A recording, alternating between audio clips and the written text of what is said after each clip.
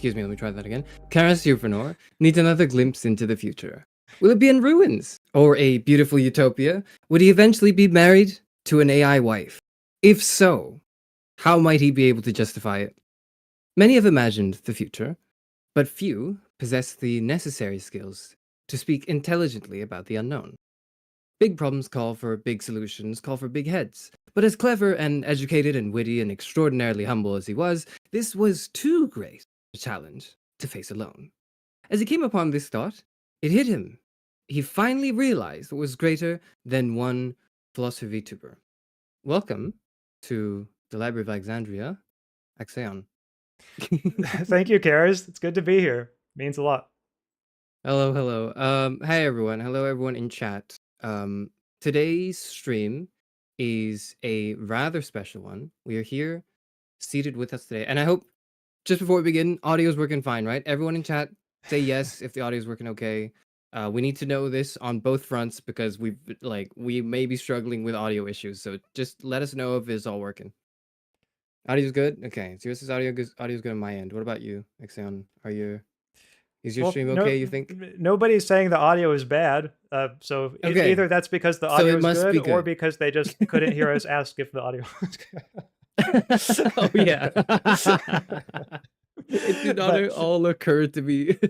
But no, like I'm looking at OBS right now, and like the bars are sliding just the way it looks like they should be. So I'm feeling pretty good about it.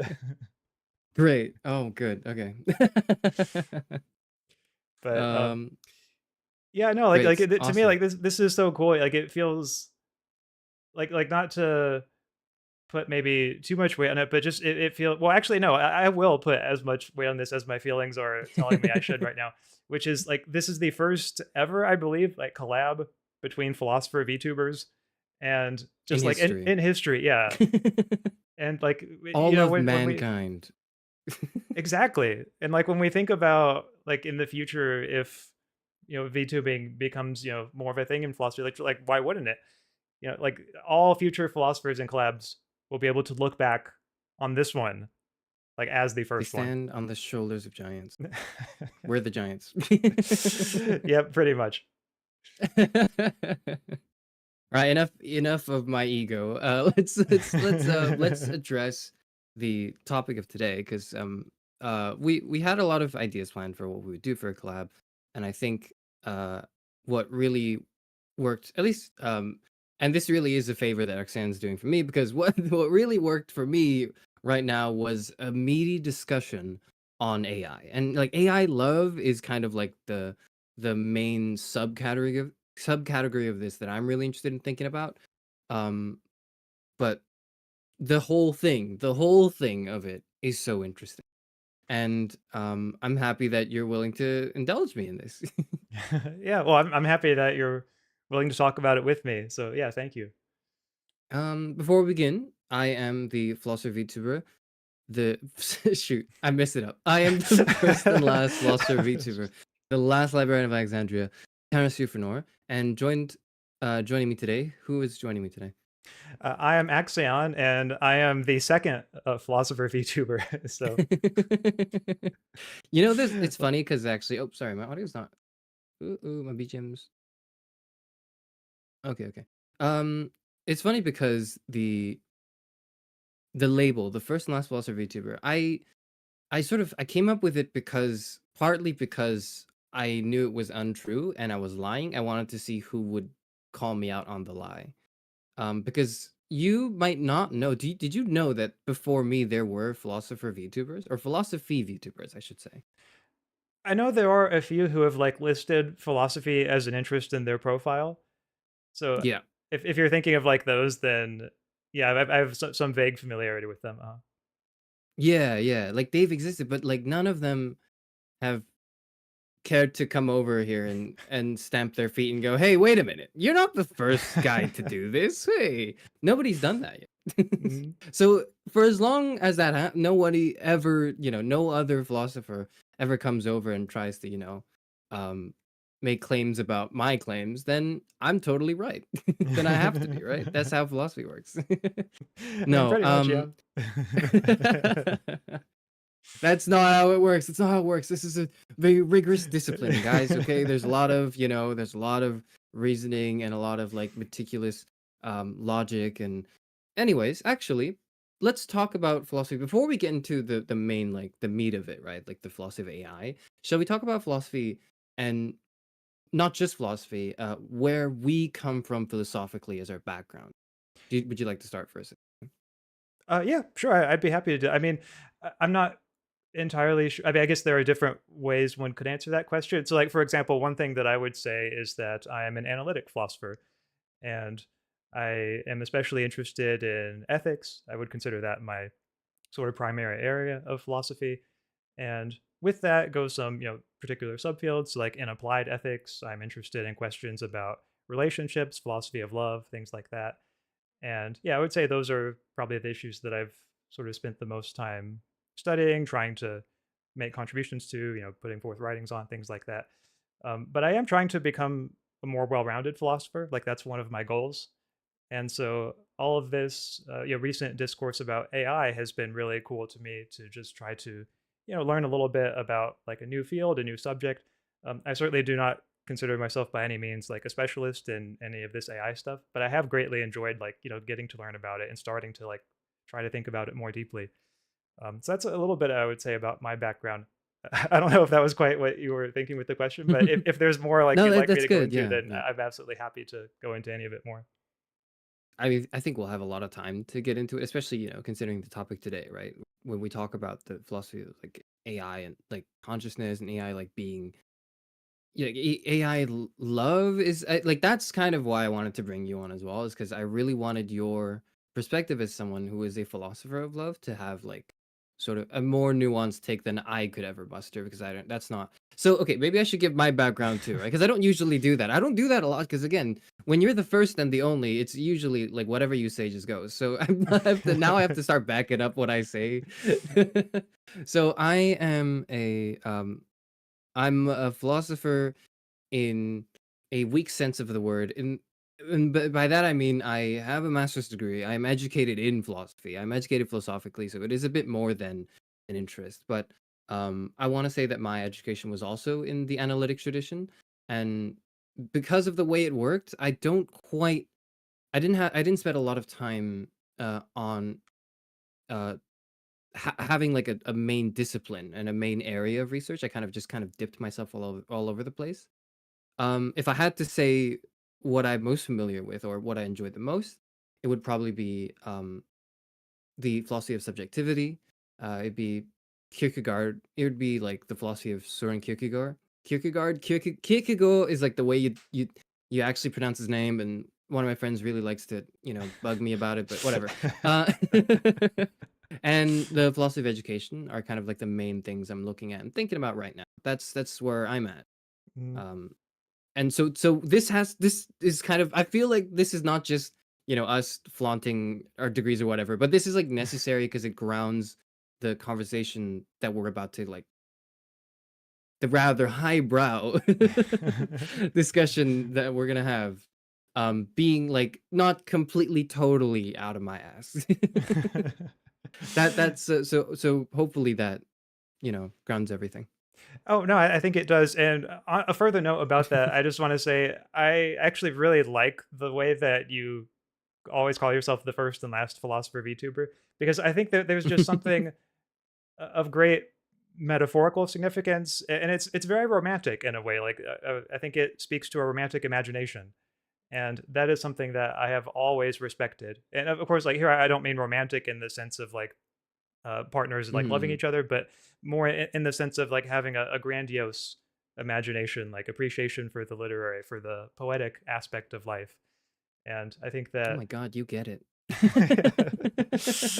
it's so You get it. fascinating to me You get it. because it's always, I think that aspect, whenever somebody does something or expresses something that I feel embodies that, it's always difficult to articulate why. It can be quite tricky, but I do think that there is something very real there. And so I just wanted to say, like, yeah, immense appreciation for that.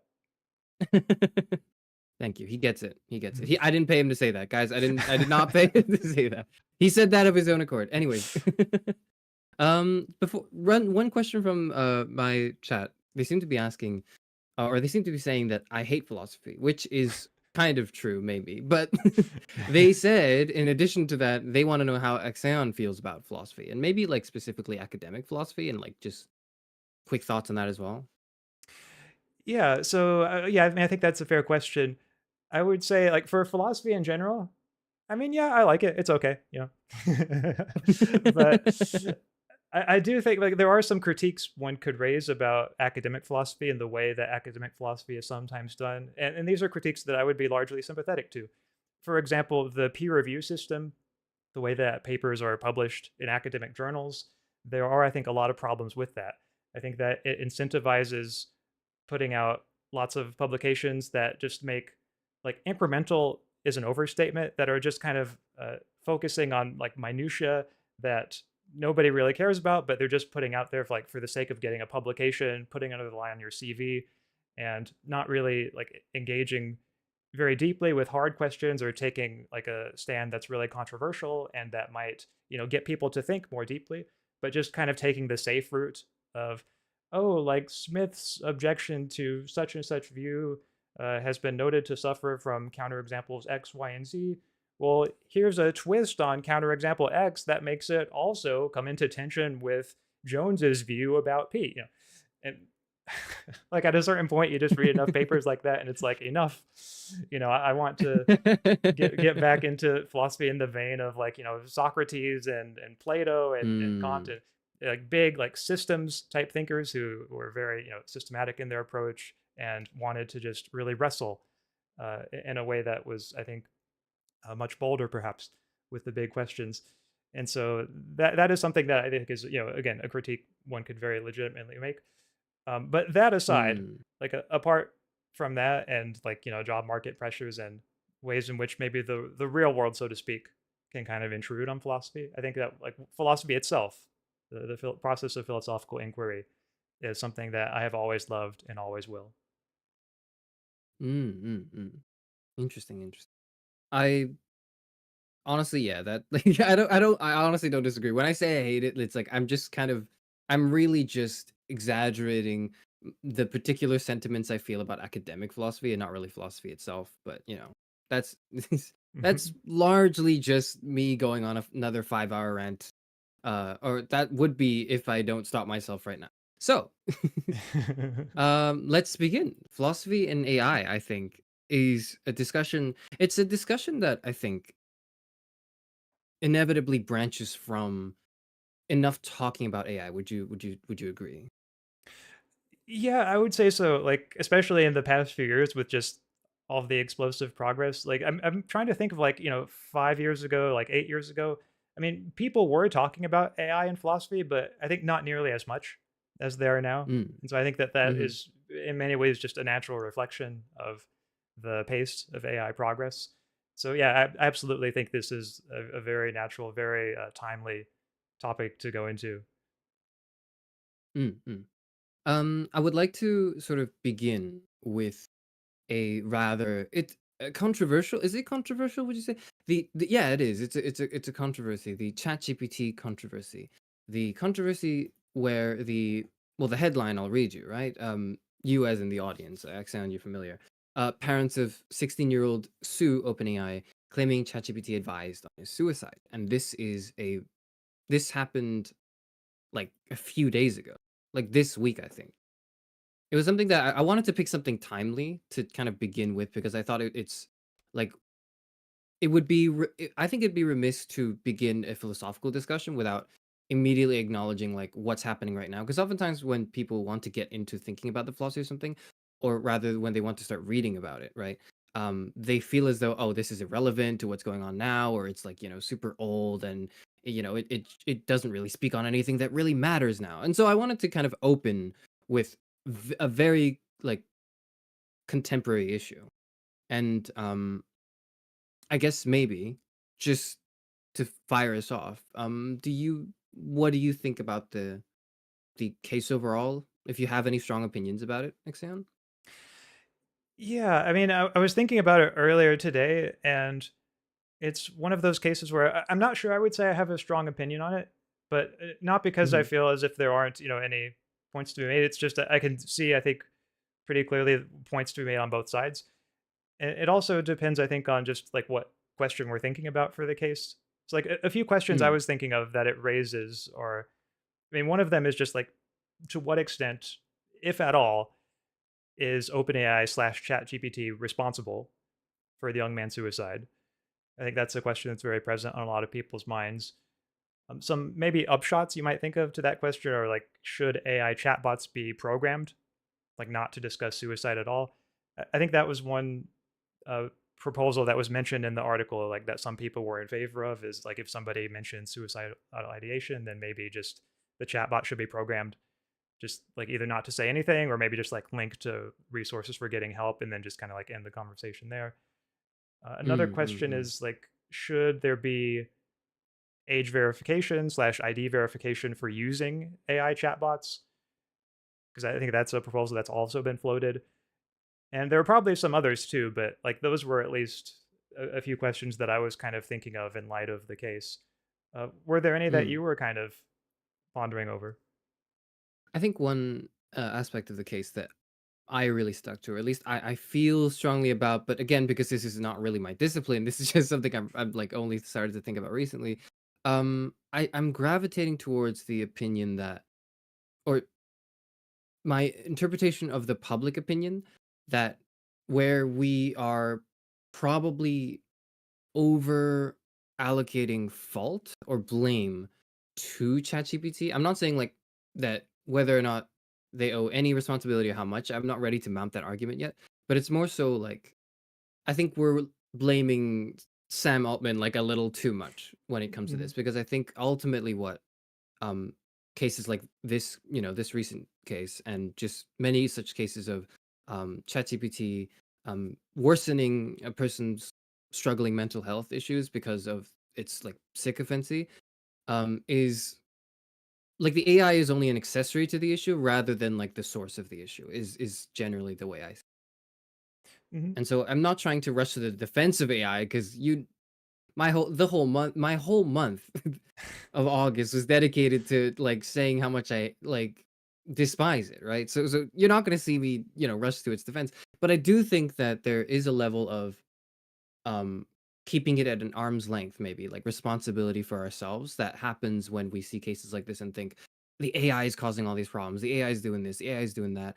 And I would even link this to other contemporary, concerns such as the unemployment issues that AI raises, and so on and so forth, right? Mhm. Yeah, no, I think that was well put. And if I did have to pick a side right now, that is ultimately the side that I would go with. Is that yes, like certainly it was a tragedy that this young man died, and that can make it, I think, rhetorically very difficult to uh, like know how to go about expressing. I think the kind of position that you've just expressed, but nevertheless, it is a position that I think I do ultimately come down closer to. And one reason is that I think the way you put it was, yeah, like there are, pre-existing mental health issues that AI is like at most an accessory. It's not the main cause. It makes me think of past debates about like related subjects, but also a little different. Past moral panics, you might call them, about like heavy metal and like violent video games, and like, oh, are these Mm, driving like young people to commit violence, like to commit school shootings? And like, of course, it's tragic whenever violence happens or a school shooting happens or anything like that. In those cases, I would say like certainly it seems mistaken to conclude that, oh, like the heavy metal lyrics or what have you, or the violent video game was responsible for driving the young person to violence. I suppose I see the Chat GPT case a little bit similarly.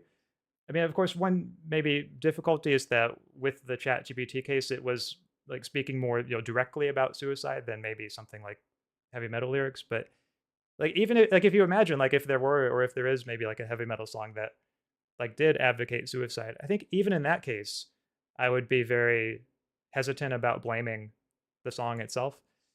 I think that it's there's a certain line that needs to be drawn between the kind of media that people consume, and especially when the people who produce it are like playing a character and like exploring dark subjects. And I think there really is a place for that.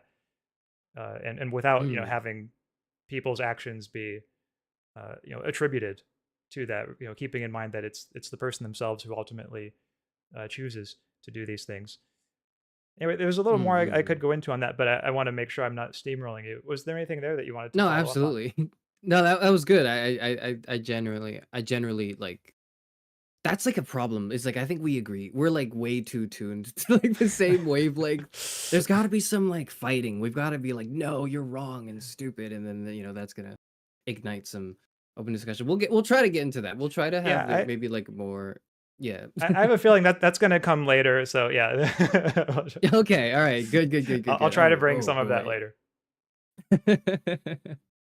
But yeah, I think this is definitely. I don't like. I think neither of us, have very conclusive, like hard arguments to make concerning these cases. That aren't just kind of concerns that already exist in the literature and just like in I would say to some degree the public consciousness as well. Like I would say that at least what everything I said I don't think is new or like it shouldn't be too mind blowing if that makes sense, right? It's sort of a rather commonplace sentiment for people who are very wary of AI. Hmm. That's how I see my views. um Yeah, I mean, yeah, I'm so not sure I have any, groundbreaking, world-defining insights on this topic either. I think it's a view that probably most, or I'm not going to say most people, but I think many people like there's, I guess, going to be like maybe two broad camps, and of course there'll be variations between them. But it sounds like maybe we're at least somewhat aligned on the broader question. I think one further important point that occurred to me earlier is that like there is of course the question of should these AI chatbots be programmed to like talk about suicide at all? Because there's if it's from perfectly noble intentions of just perhaps programming a chatbot to be supportive, we get these uh, horrible or at least very concerning cases when somebody expresses suicidal intentions and the chatbot kind of just seems to go along with it.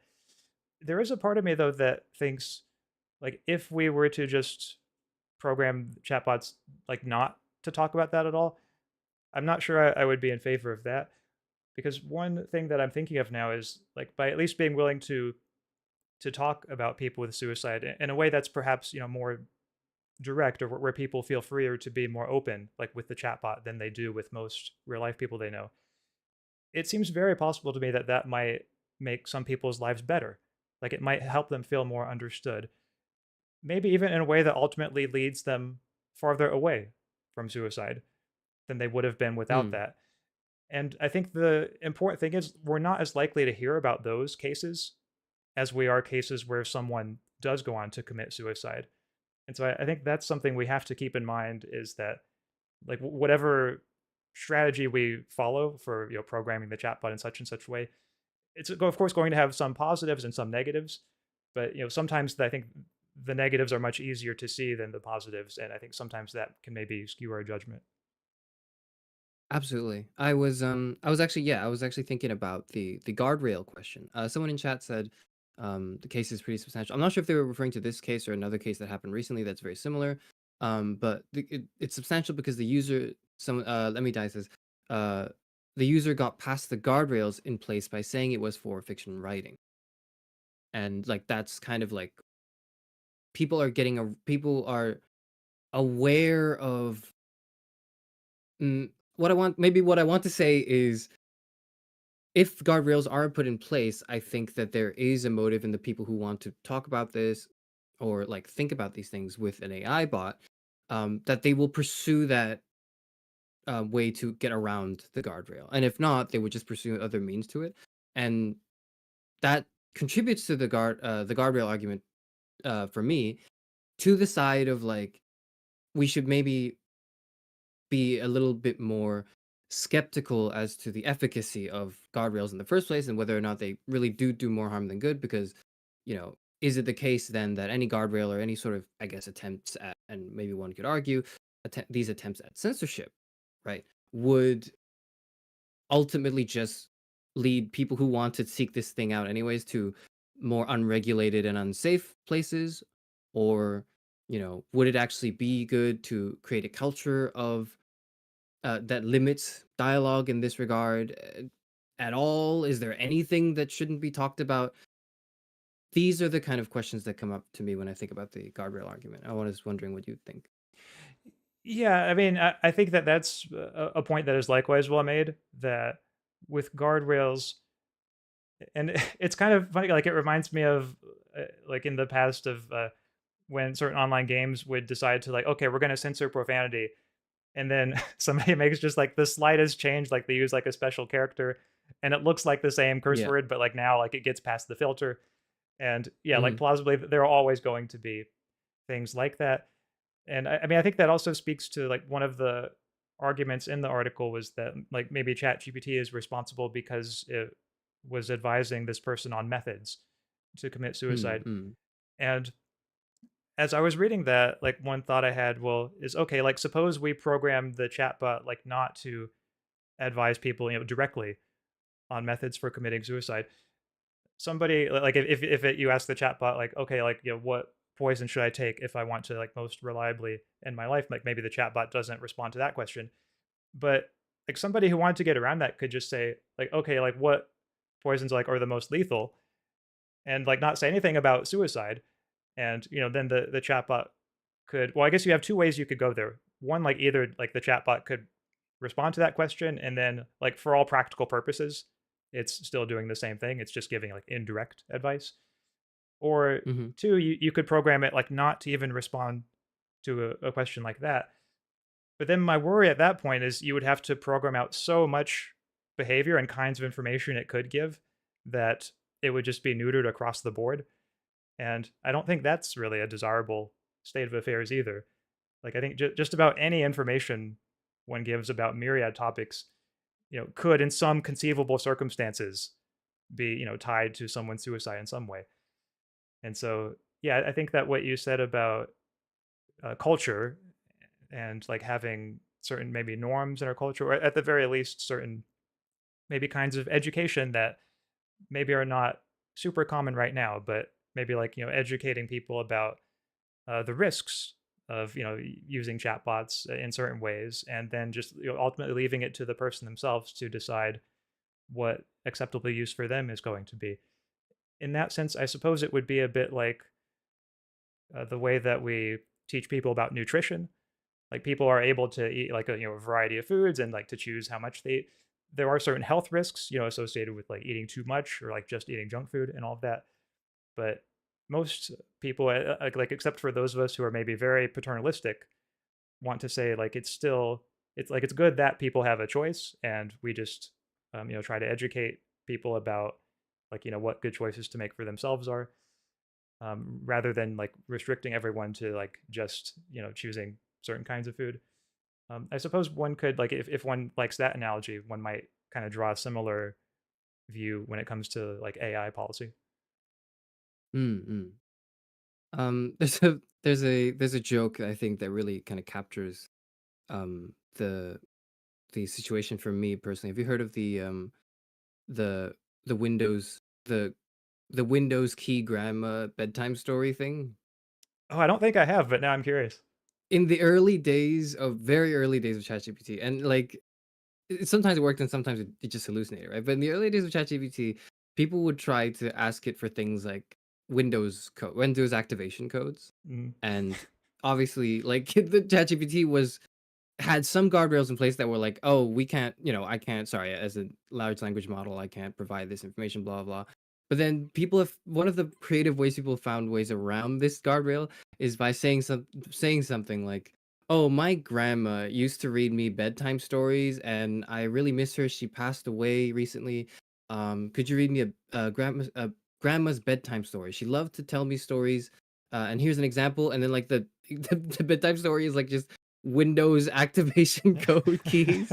And then chat goes like, "Yeah, sure, okay, I'll tell you a bedtime story." And then it's the Windows activation keys. I Oh, that's think really like funny. most of them were hallucinations, but like that's the idea, right? Like that you could imagine how that applies to the other things one would want to Mm-hmm. get around the guardrail for.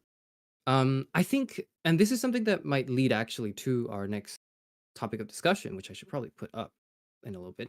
But on the AI, whether if you put in the guardrails and say like, okay, like as you said, right? If I wanted to ask for what is the most effective poison, if I were considering self harm, et cetera, and GPT would just shut off or not engage with it. But then if you try to go get around the guardrail by saying, oh well, what is the most lethal poison? That's just like a general knowledge question. Maybe it's for chemistry. It doesn't know. It doesn't have that context, and it would probably answer you in that way, right? Mhm. What I was thinking about then was like, so at that point, what's the difference between ChatGPT and Google? Because that feels like something we could Google, right?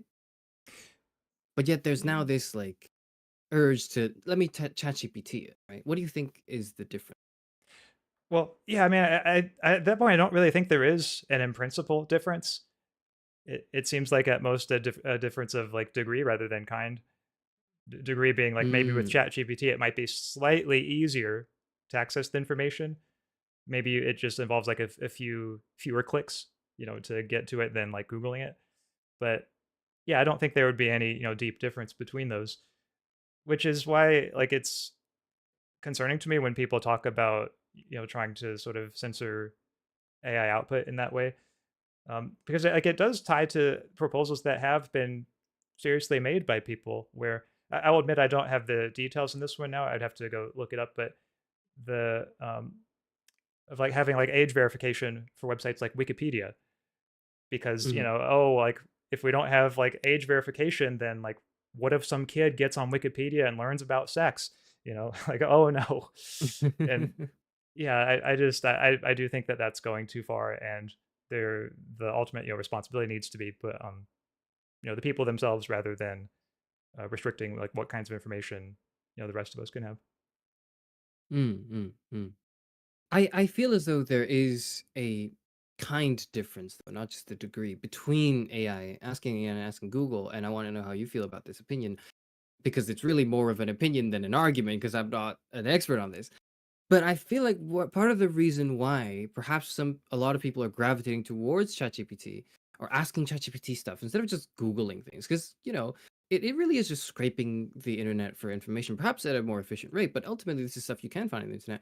How come my aunt or uncle is now all of a sudden just asking ChatGPT questions, like a billion questions every day, you know instead of just asking Google, that they could have done the past 5, 10 years? They never felt bothered to. I think it's because in the average person, at least, maybe, or like the average person who interfaces with AI, or maybe a lot of people, maybe not the average person, but a lot of people at least, it feels like they're talking to a person. And I think that matters. I feel like that because ChatGPT or whatever, like other LLM, large language model, like whatever, uh, is able to present itself in this anthropomorphized way, because it feels like we're talking to an assistant more than we're talking to like a machine, and that prompts us to feel certain ways that we don't feel with a computer. Like if I asked a computer for something, I would, me personally, right, I would feel less confident in that than if I asked an expert, or if I asked someone I knew who was really smart. And I feel Mhm. like the AI is maybe the phenomena of AI large language models is scratching that itch for a lot of people, and is therefore more compelling. What do you think?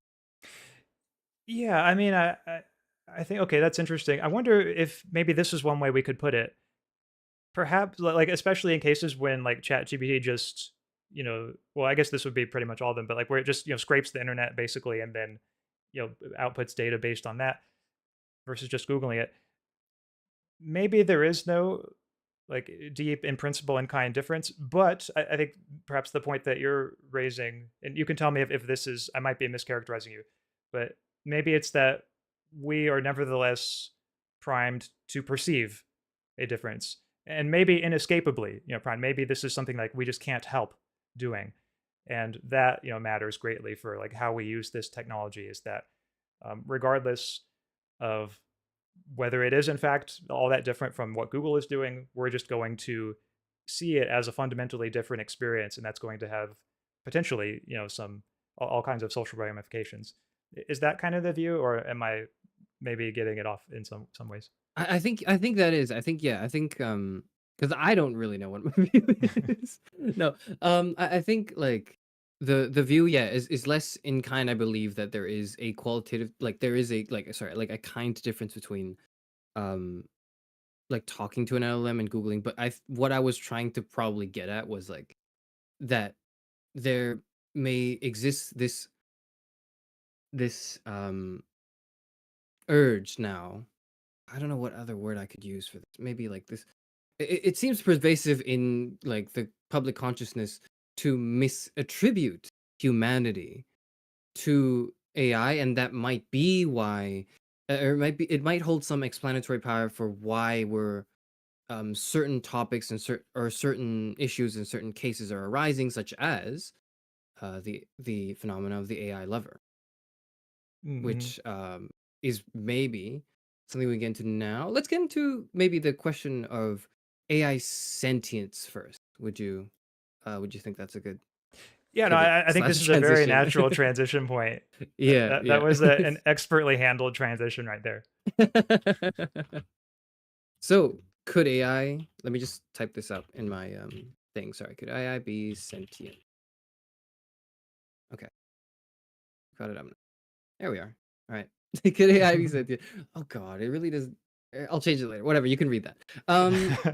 Could AI be sentient? That is a question. I think it was the question at the core of one of my recently played and also one of my favorite, although I love hating on it too, video games, Detroit Become Human. Mm. The premise is essentially that could we, or could we, because we humans create machines that are so advanced in its intelligence, or at least it's the way we perceive its intelligence, that it gets to a point where they become human. And just, we can get into the weeds of it. We can get into like, the literature and all that later. But just right off the cuff, right? What is your instinctive reaction to this question? So, could AI be sentient? That was the question. And Yeah, here, yeah. here we're talking about like both like current and future AI, or just current AI. So that was kind of, I'm glad you jumped onto that, because that's kind of like one of the really interesting and good decisions. Sorry, distinguish one of the good ways to distinguish this problem into smaller pieces that may be more conducive to a good argument is, yes, maybe there is a separation we should make between current AI and future AI, right? Will it ever have the capacity, and does it, like, is it sentient now, or can it be sentient now? Like, and Mhm. there's a weird line between that. So thank you for the distinction, but regardless of that distinction, right? Like, what would you say? Okay, well, I would say for current AI, I am very skeptical that it is sentient. And that's well, first I'll just kind of lay out my general view and then a few reasons, and then you can, if there's Mm-hmm. anything you want to follow up on, or after this, I'll ask you for what your view is. But so, Mm-hmm. Mm-hmm. yeah, I doubt that current AI is sentient. However, I am very open to the prospect that future AI could be sentient, especially when we consider possibilities of just having like a fundamentally different architecture. It's just not clear to me why something like silicon would ultimately be any less viable a substrate for consciousness than carbon would be. I know there are Mm. some philosophers who think like brains are ultimately necessary for consciousness, but I won't pretend to have a convincing argument against that view. It's just always a position that seemed to me a little unmotivated. And so, Mm. yeah, for future AI, I'm open to the possibility of consciousness. For current AI, and like here, like looking at LLMs, I would lean towards saying no. I think that when uh, when the AI is working well, it gives like at least a somewhat sort of convincing imitation of conscious communication. But I think that when it comes into certain failure modes, we see that like the illusion of being conscious kind of unravels. And some Mm. Mm. examples of Mm. this, and like some of these examples are better known than others, but like just a few that I was recently reading about is like in one case somebody asked the AI about like a nutrition plan, and the AI advised the user to eat at least one small rock per day as a source of minerals and vitamins. And in another case, oddly enough, another case involving like eating and nutrition, the AI suggested that like to keep the cheese from sliding off your pizza, you should try adding glue to the sauce. And I think I know that one. I think that one's from like a Reddit thread, right? I think Yeah, it was from a joke on maybe. Reddit that the AI kind of And then picked yeah, up. the AI like scraped it or something. Yeah. Anyways. And I think the other one was from like a satirical article on The Onion that like the AI picked up. Mm, And it just seems like from failures like these that the AI doesn't really have any world model. It doesn't like have any understanding of what it's putting out. It just kind of picks the tokens that it predicts will come next, and then just kind of puts them out there. And mhm, so since these failures, and here like I want to be clear, it's not, the argument is not like the AI makes mistakes, therefore it's not sentient, because like humans make mistakes all the time, mistakes in reasoning and so on, like hasty mhm, generalization, ad hominem, reasoning from emotion. We do all those things, but the AI's mistakes don't look anything like human mistakes. They don't look like the mistakes that a conscious entity would make. They look like the mistakes of something that is programmed to look conscious, like an entity like that would make. And so I think there are a few maybe counter arguments one could look at, but to me that seems like the most convincing argument is looking at those the kind of failure modes of current AI. But anyway, what do you think about this one, Karis? I want to give you my thoughts, but I really want to ask you this question first. When and I think it's less about the wording and like, and the semantics of it, but more just like you're getting you probably get the vibe of the question. So when does the AI become human? Yeah, that's going to be a tough, because I think it's a deep question, because when we think about, okay, like what are the various tests that we might put forth to kind of tell whether the AI is sentient, it's difficult to imagine any test that the AI couldn't game.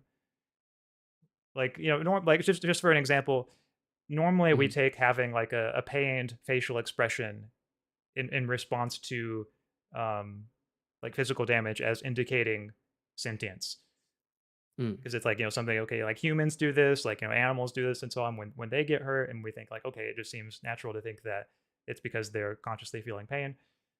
But there have been like AIs or machines, certain programs, or I guess like certain, you might say, uh, robotics or animatronics that have been used like in medical schools to help medical students learn like how much pressure they should exert like when doing certain operations. And the robot will give a pained facial expression like if you put too much pressure on.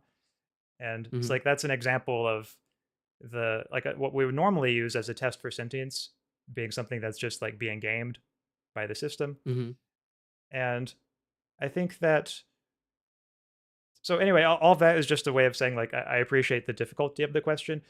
Nevertheless, I am going to try to give at least a tentative answer to it. I'm not going to, if I left the question there, I think that would not be very satisfying. And I think your question deserves deserves a little more engagement. And so mm, here are a few things that I would take at least to provide some evidence that a given form of AI is sentient.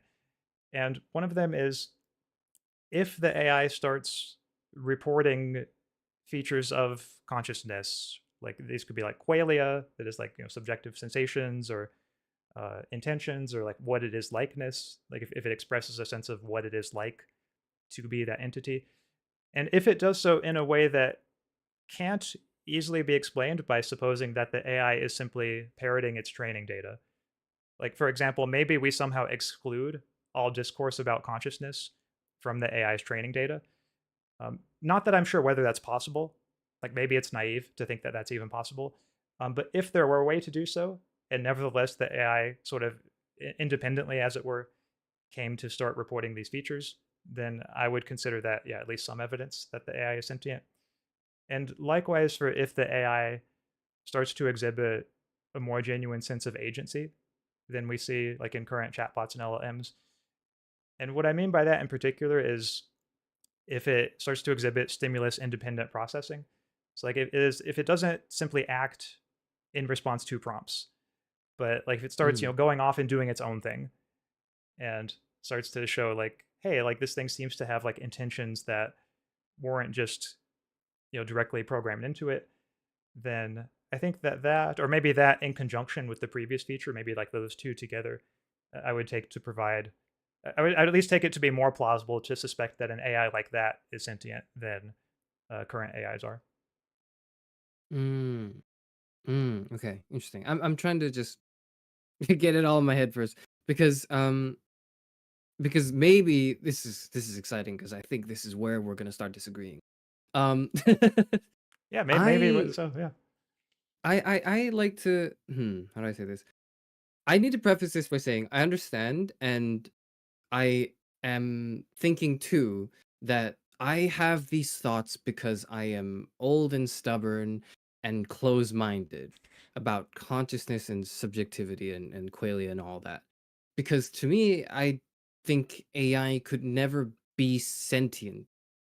It will always be an approximation, if we wanted to, of sentience because it learns from us. Like it's always going to be uh like an approximation in the sense that like and I would liken this relationship with and this is coming from someone who's not at all qualified to talk about Plato because I've only like briefly interfaced with it and had a very good teacher, but I wasn't a very good student. The way I would liken the relationship between like AI models and human behavior and like the problems of consciousness and sentience and stuff is it's kind of like the forms and the particulars, like the platonic forms and the platonic like particulars, in that the particulars the like a little bit it's a little bit like that in the sense that the AI will be able to exhibit particular instances of consciousness and sentience, um if like it would be capable of that. I have no doubt about it. It's capable of a lot of those now. Like it talks like a person, right? Like Mhm. it can execute commands efficiently. It can make mistakes. It can joke. It can in a way that's endearing and human and whatever. I saw someone in chat said it becomes human when it falls in love with me. Like a lot of those things, like it's capable of exhibiting in a particular instance very well, but I ultimately don't think is sentience and consciousness because it relies entirely on the fact that like on our like model, so to speak.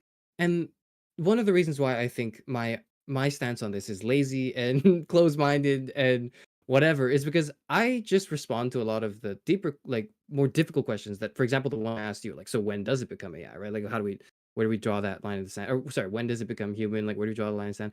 My stance allows me to just ignore a lot of those like difficult questions and go like, it's just never gonna happen. Don't care. Nope, your AI boyfriend girlfriend's not real.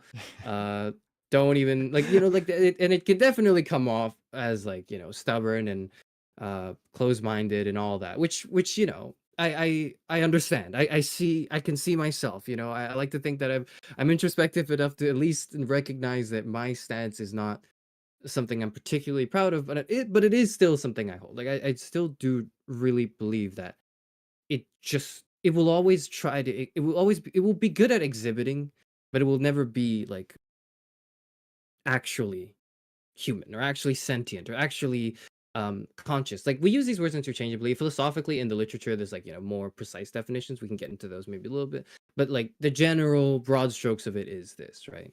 Is that I just don't think it'll ever happen. Mhm. Okay, yeah. So a few things there I want to follow up on. One of them is actually something you touched on kind of near the end. So as you were talking about sentience and your sort of skepticism that AI will ever become sentient, yeah, I was thinking too. Okay, like we need to make sure we sort of have the same thing in mind by sentience. So on your Mhm. view, and this is something I probably should have gone into earlier as well, just to sort of clarify. When I've been using sentient so far, I've been using it just basically as a synonym for consciousness. So Mm. something is sentient, if it only if it is conscious. Is that also kind of what you have in mind by it, or do you have in mind something different? I think so. What's kind of like difficult as well is that's the way I use the word, but in reading like for example some of the literature we've like shared with each other preparing for this, guys, we spent a lot of time preparing for this stream, okay? Pay Mhm. attention. Anyways, the literature had I think very key like key ways to distinguish or like key separations between these words to be more precise in their language and like what they're speaking about. And so, like, what I'm trying to say is I'm confused and my mind's a mess, but generally, I think we're using it probably in the same way, although it may not be the same way that a lot of philosophers may be using those words. Mhm. Does that make sense? I think so. Yeah, and I mean, I think that insofar as we do seem to have converged on using it to just refer to consciousness, I think that that's a good thing because at least to me, it seems like that's the most philosophically interesting question about AI's capacities. Is like, will it ever become conscious? Because if it does, then that immediately runs into like a host of moral implications about like how we treat the AI and so on, and maybe it gives a bit more force to the stories of games like Detroit Become Human if we're imagining that these are in fact conscious beings. And so Hmm. yeah, just to make sure I'm not mischaracterizing your argument, I'm just going to attempt to summarize it. You can tell me if this is correct.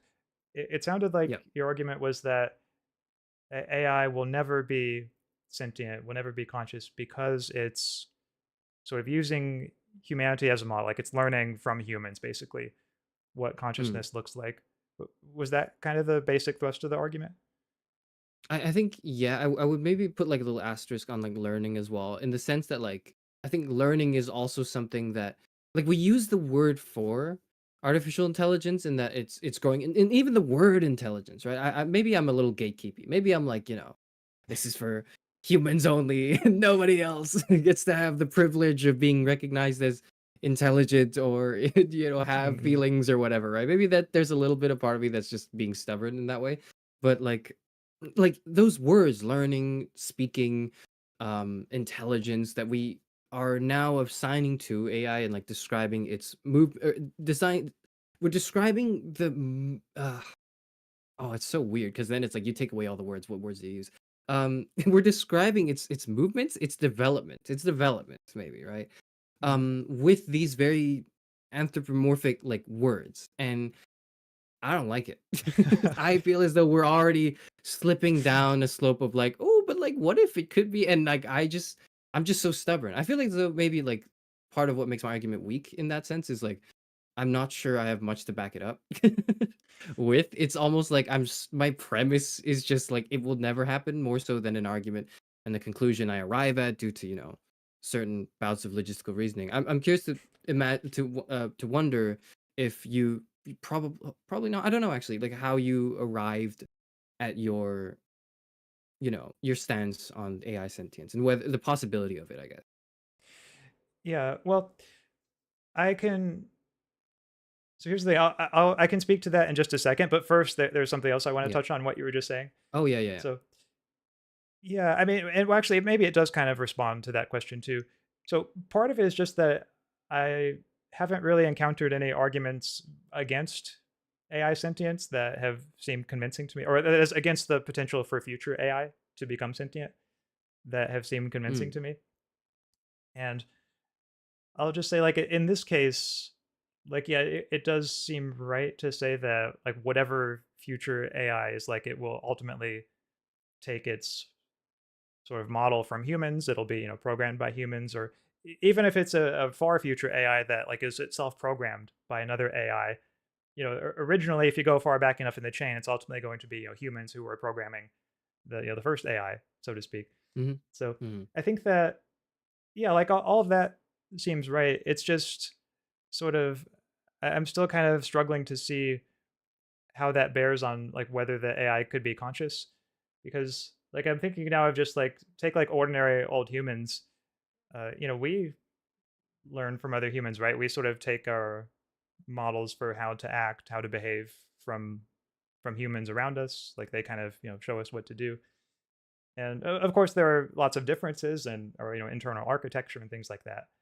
But I guess I just wanted to maybe invite you to say a Mm, little bit mm. more of like how does the fact that the information comes from humans sort of call into question whether they will eventually become conscious? Right, right. That's good. Thank you. That helps me sharpen what I need to say, right? I think maybe what I want to say is the there is an insurmountable gap between creator and creation. And that's gonna invite like a whole host of other things, but like trying to just contain it to like AI and like machine learning and all of that is like that gap is to me insurmountable, in not in the sense that like it could never um supersede us in our capacity, the capacity to play chess, right, or the capacity to think of ideas and solve worldly issues, even if you think about general super AGI, super intelligences that may pop up, and I think are, entirely within the realm of possibility, if not probably, right? Um, like it can do human things better than humans, but it would not be human because like I think there's a necessary distinction maybe in doing human things and being human. That I guess maybe are I hope it's not like kind of back. I hope it's not too um like I hope I'm not just talking in a circle when I say this, but like I think it really does come down to like the maybe a belief really.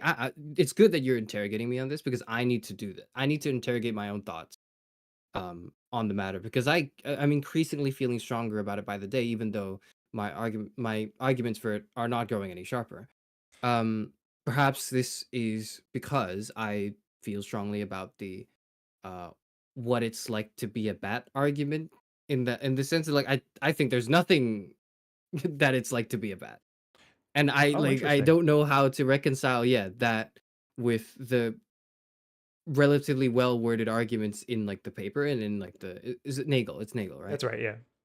Yeah, yeah. Like I don't so actually, maybe because I hate it so much, I shouldn't be the one to do it. Could you briefly introduce what that is to people who aren't familiar? Sure. Yeah. I mean, it's been some time since I've read the paper, but so anyone in the chat, if you've recently read it or want to fact check me on this, feel free to go ahead. But yeah, from Yep. what I remember, the paper it's by Thomas Nagel, and I believe this was either one of his first papers or like at least like his first like really influential paper. So it's a very famous paper in philosophy of mind, where Mm, he considers like okay, take like a bat for example. Presumably, I mean maybe some people will disagree with this, but presumably the bat is conscious, like it has some kind of experience. There is something that it is like to be a bat as it goes about using sonar and so on to like locate bugs to eat. Now it's not something that we humans can imagine. Like the best that we can do, we as humans, is we might. This is my favorite part of the paper because I think it's really funny. He says, like, if we try to imagine what it's like to be a bat, we will just imagine ourselves in a bat suit, which is not the same thing at all. no. And so, Yeah, that comes with fighting yeah. clowns and like, big brutes with like green juice sticking out of their backs. Oh, exactly. Yeah, man, uh. brings back so many memories. So yeah, there's this sense, and this is what philosophers sometimes call qualia, the sort of what it is likeness of experience. Like for example, when you see like the color yellow or the color red or any color, or like when you hear a sound, there is something that it is like to have that experience, and it's the kind of thing that at least many philosophers have thought that that it can't really be specified in physical terms. It's like we can't just using the language of physics, the language of the hard sciences, like in terms of Mhm. chemicals and so on, in terms of forces. We can't describe what it is like to see yellow, what it is like to hear a noise. We can describe like the vibrations that the noise makes. We can describe the wavelengths of the colors and so on, but we can't describe that subjective experience of seeing the color or the subjective experience of what it's like to be a bat. And so Nagel, from to the best of my memory, takes this sort of to count against physicalism in philosophy of mind, Mhm. the view that like Mhm. the mind is ultimately physical. Nagel thinks that there's a sort of non-physical component to it at least. And so yeah, that's kind of my general recollection. Um, yeah, was there anything you wanted to sort of add to that, Karis? No, I think that's a really good. Thank you. I think that's a really good summary of the bat, the what it's like to be a bat thing from Nagel. Because it's definitely been a while for me as well since I've read it, and I do remember reading it and going like not being like annoyed, but like reading it and going like, and one of the like questions that like I never really resolved myself that maybe I could bring to the table right now and see if you have any thoughts on this is like, and this is not like to you, it's more to Nagel, but maybe you could help me see through this. W- if we can't describe, if there's like an insurmountable like gap between me and what it's like to be a bat, and we humans could never describe what it's like to be a bat, then what to me it doesn't feel like a like compelling evidence might be the wrong word, right? Because that's precisely what's being talked about here. But I'm not any more convinced that there is such a thing as being what it's like to be a bat. You know, like as far as I'm concerned, when we like perhaps the reason why we might gravitate towards the idea that there is such a thing is because we may feel sympathy, empathy, perhaps misplaced, but nonetheless present, towards animals and other things that are not animals that maybe could be extended, for example, with AI, right? Like I am very skeptical, very, very skeptical, because I see this as potentially a mistake one makes in hastily attributing what is or should be human to things that are non-human, which causes to me a lot of problems down the road. Mhm. So yeah, And let's so see. like Oh, yeah, sorry. Go sorry. ahead. Yeah. So yeah, so just to kind of follow up and summarize on that, like I think the biggest maybe concern one might have for when I say I don't think there's any sort of consciousness in the mind of a bat or any animal in particular that is not like human in particular is one, where do you draw the biological line in the sand? I understand, and I'm not a biologist, so I'm not going to be very good at answering that question. That's why I don't, run around echoing these thoughts everywhere as a slogan because I don't know. I'm still thinking about it, right? Mm. So that's definitely one thing to think about for myself, right? But two, also, um, the concern that okay, well, if you can't, see that there is such a thing as being a dog, there is such a thing as being a bat or whatever, then what's stopping you from being cruel or acting immorally or destroying with impunity animals and all that? And to that, I should say, or what I would say is, I'm gonna treat like dogs and cats better than I treat like a bug. Maybe not a bug, like a like an ant. I'm gonna care a little less if I accidentally stepped on and killed an ant than if I accidentally hurt a cat or a dog, because the cat and the dog are cute, and I like cats and dogs. And there's no like moral justification for me in the sense that like I don't think that they occupy a special privilege in like I drew a line somewhere between animals and like in the animal kingdom where it's like these are the ones we protect and these are the ones we don't like. I all to me really it's just okay, it's cute and I think I don't want to kill it. What if it's an ugly dog or an ugly cat? How do you feel then? If it's an ugly dog, then it's like, oh well, no, no, no. I think honestly for cats and dogs, like the way I think there's something in our psyche, and maybe this is me going from like rigorous philosophy to just pulling things out from behind me. But maybe there's something in us that like, and something in the dogs too, where have we exist in a culture where we like dogs and cats a lot, and dogs and cats have been bred throughout history to be as appealing to humans as possible in a way that's like that makes us not want to kill them. Yeah. And that to me is why we frown upon it. Not like I'm morally skeptical. Yeah. Okay. Well, I mean, I think we agree on some things here. So, like for example, yeah, it does seem that the way we find cats and dogs cute probably does explain a lot of our behavior toward them, including why we treat their interests as more significant than the interests of other animals. Even Hmm. sometimes, including animals that are not just like way smaller than them, like insects, but like take something like a whale. A whale is probably not going to be as cute as like a cat or a dog. Um, Although maybe it's just I don't know, like for me, like I just don't think about whales as much, but maybe there are there are other examples one could give. So yeah, I mean, like all Mm-mm. of that seems right, but I guess well, there's I guess yeah, two things or I want to distinguish, but the first I'll say something about the animals or ask a question about the animals before moving on to the AI. So just to make sure I Yeah. understand, is it your view that no non-human animal is conscious? Yes. Okay. Perhaps mistakenly, I might add, but yeah. Okay, I see. Interesting. So you're going like full Cartesian on us now. It's a little damning, I'm not gonna lie. It's definitely a little bit of a blotch in my in my philosophy and my thinking, but like I think I do think that. I truly do. Okay. Well, I mean, maybe it's true. I guess just that, like the difficulty that I would have with coming to a view like that is, well, I guess sort of like it's a twofold difficulty. On one hand, when we look at like their behavior, like in response to like being hurt, they kind of wince in pain or cry out, much like humans do. And when we do it, like we know that's because we're conscious and we feel the pain, and so it might seem reasonable to think, isn't it that a reasonable explanation of why they behave the same? Now, I know that, like, particularly with AI, that maybe complicates things a little bit because, like, with that robot I was mentioning earlier, that's programmed to make pain faces in response to like pressure above a certain level. There, presumably, the best explanation is not that it feels pain.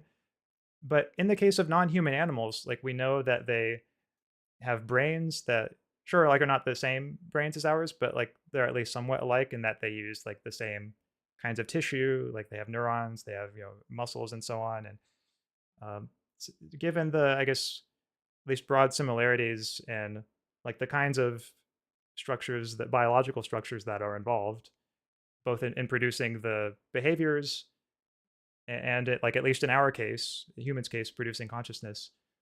One might wonder, doesn't it just seem reasonable to think that uh, animals are probably conscious as well? Maybe not like they don't have as rich a consciousness as humans, perhaps.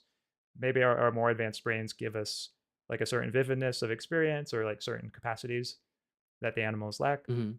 But when it comes to just being able to consciously experience things, at least like one might think maybe that's a low level enough capacity to where like even an animal brain could have that, like at least to the level of like being able to experience pain and like hunger and like satisfaction and like just desires and feelings that would bear very directly on the animal's survival.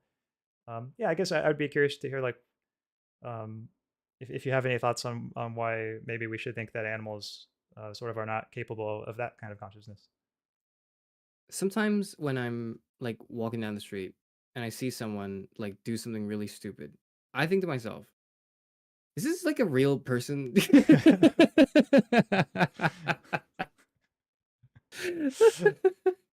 I mean, like when I'm Okay. like in like my YouTube comments or some things, certain very hot, more hot topical stream conversations I have, like discussions I have, like where I'll look down at the comments and I go like, are these real people?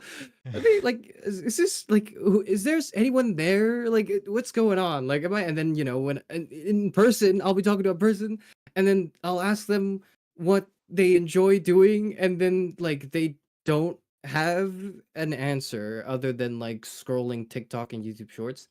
And then in my head, the same question occurs: am I talking to a real person right now?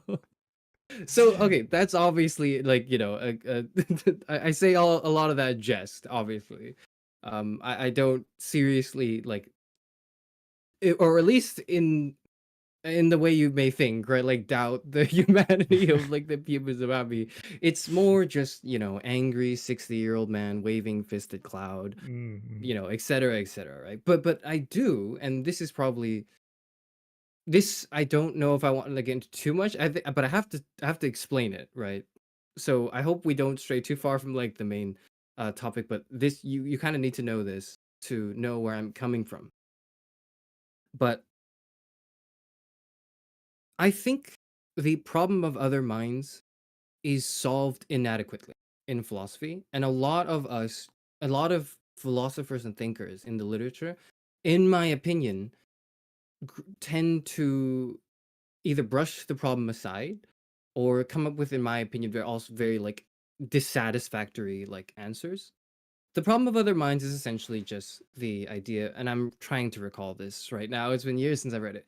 Um, that we can't tell if another person's right, or at least there's no conclusive way to prove to yourself, to prove to someone else actually, that you are a real person, right? So if, for example, there was a robot AI clone of me, of Karas Euphonor, that showed up on stream, and it was really good at pretending to be me. And we were trying to, you had the gun, Axaeon, right? And then like the both of us, me and the robot, we're trying to be like, no, I'm the real Karas Euphonor. There's no way you could ever resolve it. At least that's the problem of other minds, right? It's like how, or the problem really is like, how does one resolve this? How does one deal with it? And I think I have a probably really weird answer to this question that is unconventional. And I'll try to lay it out in a way that's understandable, right? But the way I see it is, rather than this itself as a problem that one has to solve, like so we can move on to other things, so to speak, I think this is a problem that is very core to how we should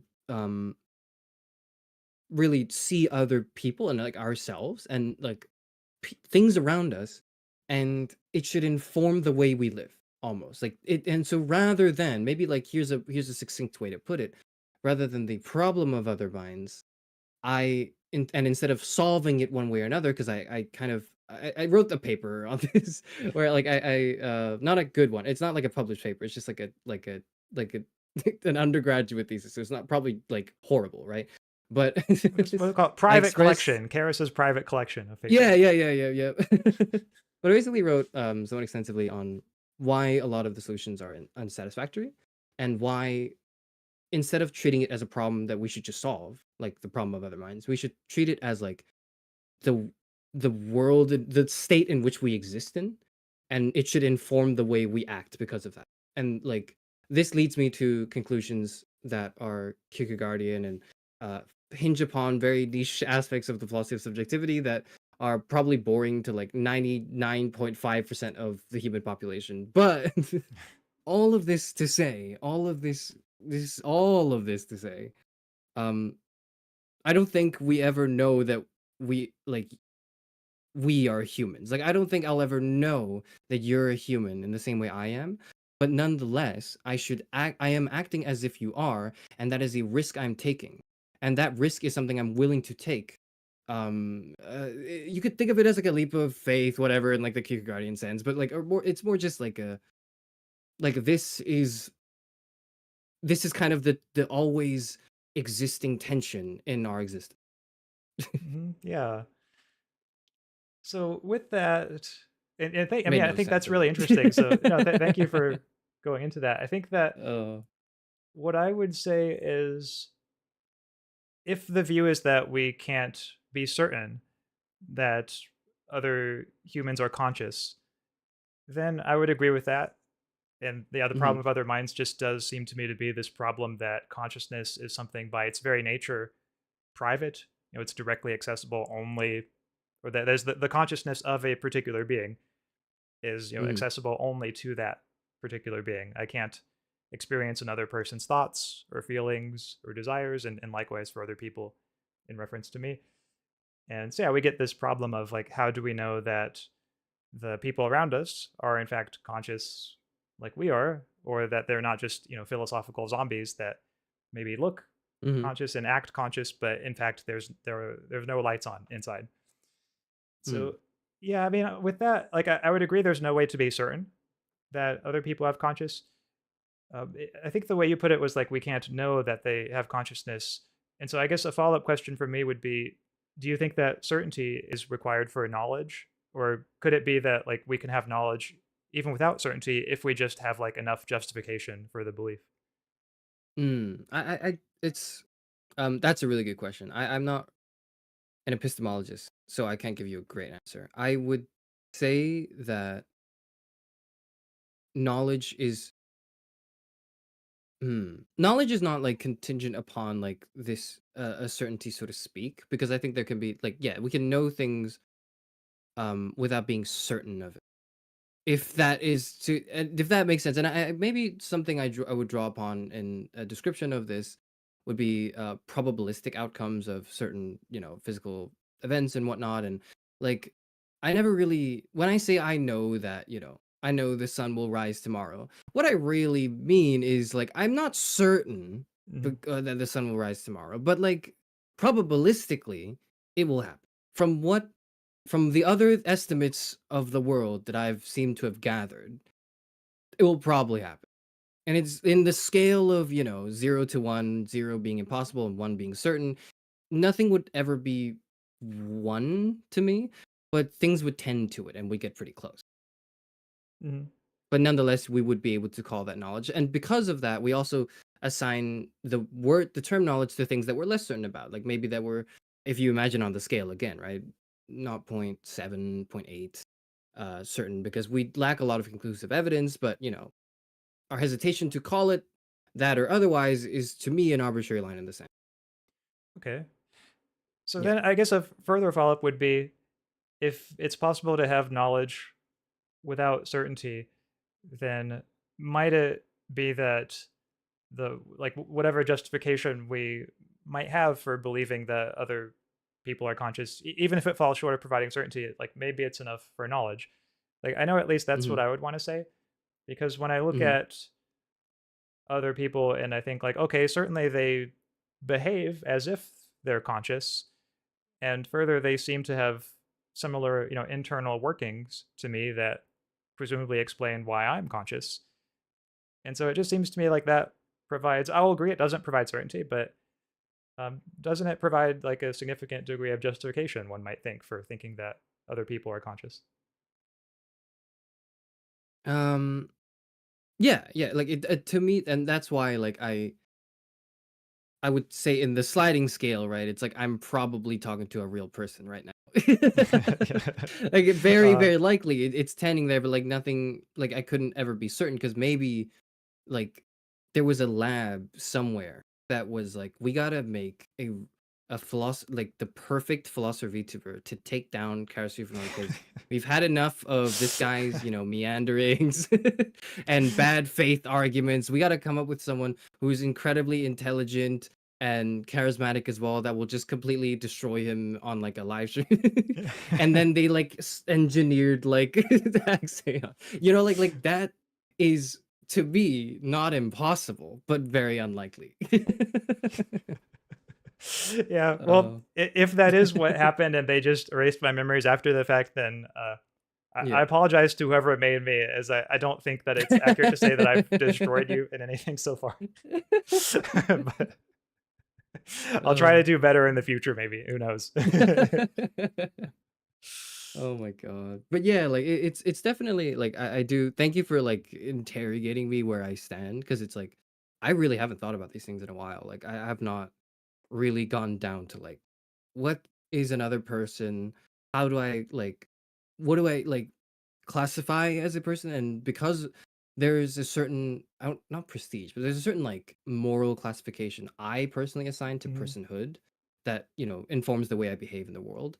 Um it should certainly always be called into question. It should certainly always be like thought of um in a way that's like that would hopefully strengthen it. Like hopefully I'm gonna walk away from this conversation a little bit more skeptical and a little bit more afraid that I don't know what I'm saying at all and I don't know anything, which I think is always the indicator of a great philosophical conversation. Now, speaking of indicators, oh my god, that was a great transition. You were the expert on these speaking transitions. speaking of indicators of things, um part like a lot of like the arguments that the challenge right now, and this is less like maybe a question just but more a topic or point of discussion we could really focus on. We touched on it a bit earlier, but I think it'd be good maybe to narrow down on it. But a lot of the difficulties for the question, could AI be sentient, hinges upon um the way we test for sentience, if that is, even a thing we can do, relying upon external indicators that can, as you said, right, can be gamed. And that to me is like why maybe it's not like, the answer to the question, could AI be sentient? But I certainly think is the most important question to tackle before we could even entertain this bigger question. Could it be sentient? Is how do we even test? Mhm. How do we even know? Yeah, I think that's a question that there's a lot of potential for further research to be done, and maybe not even just in like philosophy, but like also, cognitive science and just like AI itself. And Yeah, I think that what I predict is that in the coming years, there's going to be a lot of attention paid to that question, and I wish I had a satisfactory answer to give to it now. I'm not sure I Hmm. do, beyond just kind of touching on the points earlier about how, like, if there are some moments where the AI seems to either like report features of consciousness that like can't be easily explained by parroting its training data, or if it starts to show stimulus independent processing. And like maybe also like perhaps a further one I should mention here, not that this would be dispositive, but maybe it would at least go like some way towards suggesting sentience, is if the AI were to start making novel and important discoveries on its own, like about the universe, about science, about reality, then I wonder, like, if one might argue maybe that would suggest like having a world model in a way that is not just like parroting its training data from humans, like if it's going on to discover all these new things. I don't know, but that's at least a possibility that occurs to me.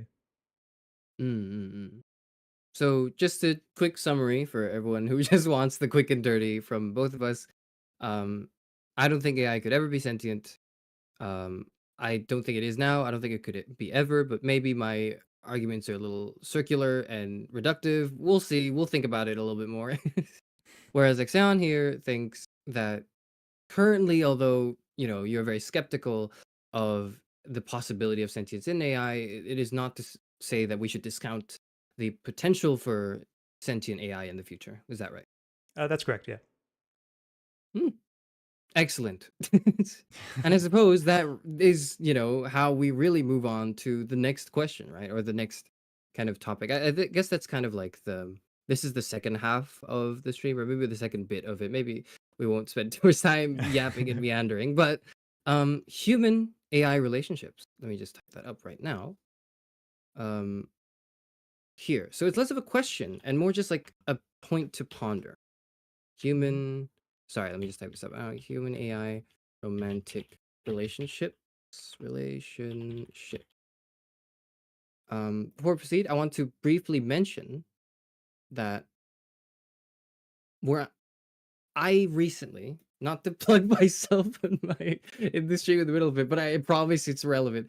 That I recently had done a stream where I investigated and looked into the phenomena of human AI relationships, particularly from the perspective of like non philosophy people, like um, so to speak, the average person, and their encounters with falling in love and developing feelings for their chatbots, and not in a way that's meant to be judgmental, because as you understand, I come from a stance where like obviously it could never be real. Your love is fake. Is not That's not what I was trying to do. It was more so trying to see like where that's coming from, not in so much in theory, but in practice. Like how are people talking to their Claudes, their ChatGPTs, their Groks, et cetera, and like um the way they're forming their feelings, and how much it must probably suck to feel that way, because one of the contemporary things that has been made a meme, right, is to make fun of these like people who may fall in love with AI. And I think we're going on them a little too hard is maybe what I'm trying to say. Even though like I explicitly hold the stance that I don't believe it's real, I still think like the way right now that the internet is treating it, the whole like calling robots clankers or whatever, like it's a slur or something, like they're some sort of subhuman people, but then they're not people, so why are we calling it that? It doesn't make any sense. There's a lot of I guess making fun of, and not enough thinking about it seriously. So last week I did a stream where it wasn't so much the thinking, but a bit more the feeling, if that's the right word, if that's the right way to put it, where I just wanted to see where they were coming from, and I wanted to empathize and um, hopefully approach the case with a certain level of respect. But here with you, I would think I think I want to delve more intellectually into the prospect of that. I want to know, I guess first off, right? What do you think about the whole human AI romantic relationship? Hmm. Yeah. So excellent question, and also just introduction to the whole issue. I think it says a lot about you that you are approaching this from a standpoint of concern for the people involved, but also like respect for them. And because I think that yeah, there's so much of this that is just like there's so much of discourse just about this topic in general that is just basically haha, like look at these losers, look at these incels, like let's point and laugh. Mhm. And Mhm. I think the fact that you have the view you do, like that these relationships are not real, but nevertheless, like, hey, we should come at this from a position of respect for these people. I think that's exactly the right way to be approaching it. And I think that to the extent that, like, I know if I were a person in that circumstance, I think it would mean a lot to me seeing someone like you, addressing it from that standpoint. So I just wanted Thank to you. say first that I think that yeah, that's really great. I didn't pay him to say that either, Uh, guys. I didn't. um, so then, yeah, Mm. the second thing is on your question about my actual view on this, because I do want to address that question. I'm not just going to use compliments as a way to avoid the And question. flattery. That would- It will get you nowhere. Other philosopher VTubers, speak your thoughts now. yeah. So, Uh, like you, my heart goes out to people who are having trouble finding a human partner who seem like plausibly these are probably the main users of AI as romantic companions. Is I'll admit I haven't read any statistics, but it just seems likely that the people who would have the greatest interest in this kind of thing are probably those who have trouble, finding a real life human partner. And so I do agree that there is something a bit sad about cases like that when someone is driven to turn to AI for a sense of companionship. Nevertheless, I would also say that I'm not so much against human AI romantic relationships in principle. And I'm not sure if you were saying you were, so I'm not want to implicate you at all in that, or what your view is, but mm, I would just say, describing my view, I I don't think these relationships are a bad thing in principle. I suspect that they can, in many cases, be quite helpful for lonely people, provided that the people don't become obsessed with the AI. And so, I guess what I would want to say, just to kind of draw some parameters, is that even if or even though the AI relationships are not going to be as good as the real thing, you might think, it mhm, still seems plausible to me that they are in many cases better than nothing, which is I think the mm, alternative mm, that a lot of these people would have. And I think not mm, just better in terms of like providing pleasant experiences, but also possibly even in terms of like learning and growing, from one's interactions with the simulated companion. And I think one like super intriguing possibility here is even like regardless of to what extent this is currently happening, it seems to me likely this could happen more in the future. Is like maybe a simulated AI companion could even help provide useful practice to these people for like having better social skills and like establishing better, real world relationships. And mm, mm, likewise, like this is even maybe more theoretical, but probably something that's going to be on the horizon is when there are realistic uh, robots like AI sex bots. Maybe that could help people practice their technique, and not fall mm, into this trap of, oh, like I'm not very good at sex because I haven't had many relationships, and so like when once in a blue moon I do get a chance, like I'm not very good at it, and then the person doesn't want to see me again, and then it becomes a self fulfilling prophecy.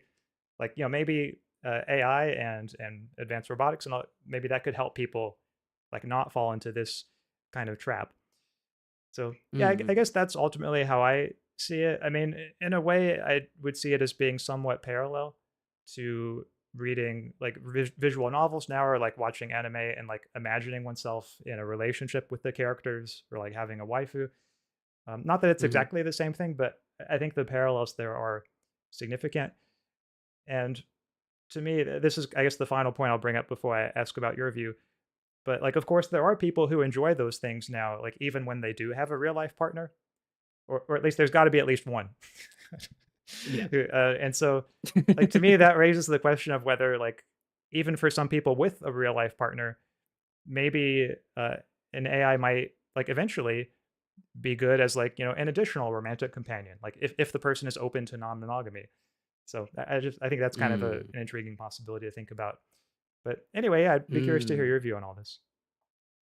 I've never heard and I've never thought of right, like I've never thought of the third person, like the polygamy, but the third person is AI, so it's kind of monogamy, but is it like that's so cool. I have not thought about that at all actually, because like what, and maybe there's a case study we can think about a little later we bring up Mhm. that might help us think about that a little bit more. But let's, foreshadowing aside, I think I largely, like, I think I pretty much agree with like your take, right? Like I think that I do see the potential, for example, the educational potential for uh conversational AI, like LLMs and stuff, in helping people practice social skills, right? Helping people practice dealing with other people, which, because if you are accidentally rude to a robot, you don't hurt anyone's feelings. There are no feelings being hurt. So therefore, this is great practice. These are great practice grounds, and that, in theory, is a really good thing. I think that, again, it's really the educational potential. I also believe that, like, the dimension of like the anxiety, maybe, that one, like, who is inexperienced, make, like, who would want to, I guess it's sort of like the same sentiment, right? Like, practice with an AI, it's less that they don't know, and more like they just, they're maybe a little bit more comfortable practicing first before they go talk to the person, talk to a real person. If, for example, they could go into their computer and simulate, oh, I'm gonna go on a date with a friend of mine, Samantha, and I really like her, but I don't want to, mess up our date and say something that she would hate, so I'm gonna run a simulation of, this person, and I'm gonna go on this date, and I'm gonna just, it's like I'm playing a video game. It's like I'm shadow boxing. It's like I'm trying to practice before, so that when I do get to the real thing, it's like no feelings are hurt. I can uh, essentially, have the practice that I need. And I think that, in theory, is fine too. The other point that you mentioned, the idea of it being like, when it's not a case of practice and more a case of like substitution, right? At the end of the day, it is better than nothing, and that I can see as well. Like I can definitely empathize with the well, for lack of a better word, the loneliness, right? That would come from this isolation, the alienation that one feels from the world, and having to, temporarily cope with that by talking to like an AI, is certainly not something I would make fun of someone for, because probably because like I'm a little too close to that right now. Not right now, but like I have, not right now, sorry. I'm a little too close. Like at some points in my life, I've definitely felt like, oh, I'm dangerously close to having a conversation with like an AI bot. Like I'm not. I have not really yet done that or endeavored into that. Like beyond maybe like the 10 minutes when ChatGPT was a thing like 3-4 years ago, just to like screw around with it. But like to try to have an honest, like just try to have a real conversation with it. That's what I'm trying to say. Mhm. And my response to the better than nothing argument is not to say that it's wrong, because I think I actually do agree that it's better than nothing.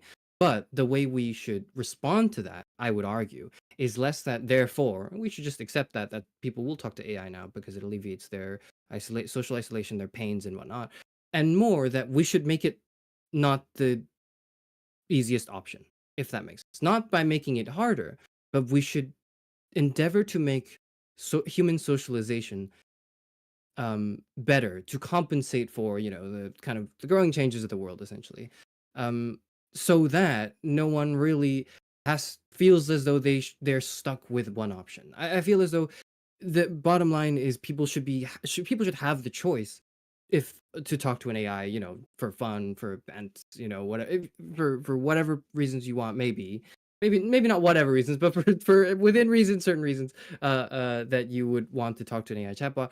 But you should be choosing that over real people, and that that's the philosophy of it, right? Maybe that's like the way I would, like, maybe not policy, but like, yeah, that's the way I would officially present the philosophy. But then me personally, I'd be like, and now it's my job to make sure you never pick the AI option. Now it's my job to tell you why talking to other people, even though they're, ickier, and they can be rude and mean, and they're not perfect and whatever, you should always pick that option, right? That seems that would be my job. That's kind of the way I see like the whole human AI romantic relationship dynamic. Mhm. Yeah, okay, so very interesting. I think two thoughts on this. One of them is just kind of an interesting parallel in our experience, which is, yeah, like back when people were first starting to talk about ChatGPT, there was I think a moment I remember where I had kind of a similar experience where I was just kind of screwing around with it and was like curious to see like what it would output to like some Mm, kind of strange questions. And so one of them that I put in was just, "Will you be my girlfriend?" Because I wanted to see what it said mm, to that. And mm. if I remember correctly, it just said like, "Oh, like as a large language model, I Yeah. cannot be your girlfriend." Yep. You were there in the I, early days. Yep. yeah. Um, Although to be fair, like I was kind of blunt about it. I didn't really have much, AI game. Maybe if I had just coaxed it into it, maybe it would have done a little bit better. Maybe if But you had more uh, robot Riz, maybe. yeah, yeah, it's harsh when even Oh. the AI rejects you. What then? Yeah, I'm really at the bottom of the uh, barrel now. But yeah, so that yeah, was just one thing I wanted to know. And then the other yeah. is, I think this is a really intriguing possibility about making human social interaction seem more like palatable or like easier to get into so that people don't feel the need to turn to AI in the first place. And the kind of follow up that I'm curious about is like, are there any particular measures that you can see implementing that would make social interaction easier for these people who are maybe having difficulties with it? That's a really good question. I think it's less like philosophical and more like just sort of like a how the hell do we deal with this thing in the world like problem, which is equally as important, if not even more so. Um, I I feel one of the ways to do that, and this might sound like a lazy answer, right? But one of the ways anyone can contribute to that is by being a social and nice and accommodating and empathetic person who not only does the bare minimum of don't bully people for having a different opinion, at least not with malicious intent. If you do so affectionately, that's a whole other thing, but like at least like make sure that your interactions with other human beings are pleasant and are well meaning, and like not only that, which is to be the bare minimum, but to go forth and like go a step beyond what is the bare minimum by understanding the various reasons why people around you may be antisocial or tend to be a bit more reclusive and unwilling to interface and engage with other people. Like, why is that? Maybe one of the reasons could be that they had really bad experiences at a school, right? In their formative years growing up, they had faced social ostracization and um, been maybe not bullied, right? But just excluded. That sucks. And not feeling that sense of community and belonging that is very like, it is really important to human flourishment and development, right? So, what I would say is to be sensitive to less like the issues per se, but more like the issues that people around you are having. Um, just in your like area or circle, or maybe just friends that you have that are just not very talkative, or maybe are very shy, or they're unwilling to. When you're having a big philosophical discussion at the pub or at the bar, and you're just yelling over each other in a fun way, right? And one of your friends, one of your mates, may be like less inclined to join in because they don't really they're scared that they'll say something and they'll be judged for it. Is to identify that and encourage them to come out of their shell, right? To encourage the people around you who would seem less inclined to engage. Mm. um that I think is on like on an individual level how one would you know tackle this issue. On a like policy level, I don't know yet. I haven't really figured out like what we could do systemically or like structurally to address this, but in an individual level, that's what I would recommend. Okay. Yeah. I mean, I do think that for people who have social difficulties, being like invited to situations like the one you were describing, yeah, like of course, yeah, that is huge, and I do agree that that would be immensely helpful for people like that. And I also agree, like, yeah, it's difficult when it comes to like what could we do beyond just like the level of individual action, and maybe there's not anything that can be said decisively on that count. Though I have sometimes wondered whether it would be helpful to have just like spaces set up like areas in public parks where the convention is like if you sit there like you're open to being talked to by strangers who come there. so so that way like somebody who might like be a nice person, but kind of be worried about like, oh, if I start talking with this person, am I going to ruin their day? Well, if the person's sitting in like this special bench, you know you're not going to ruin their day.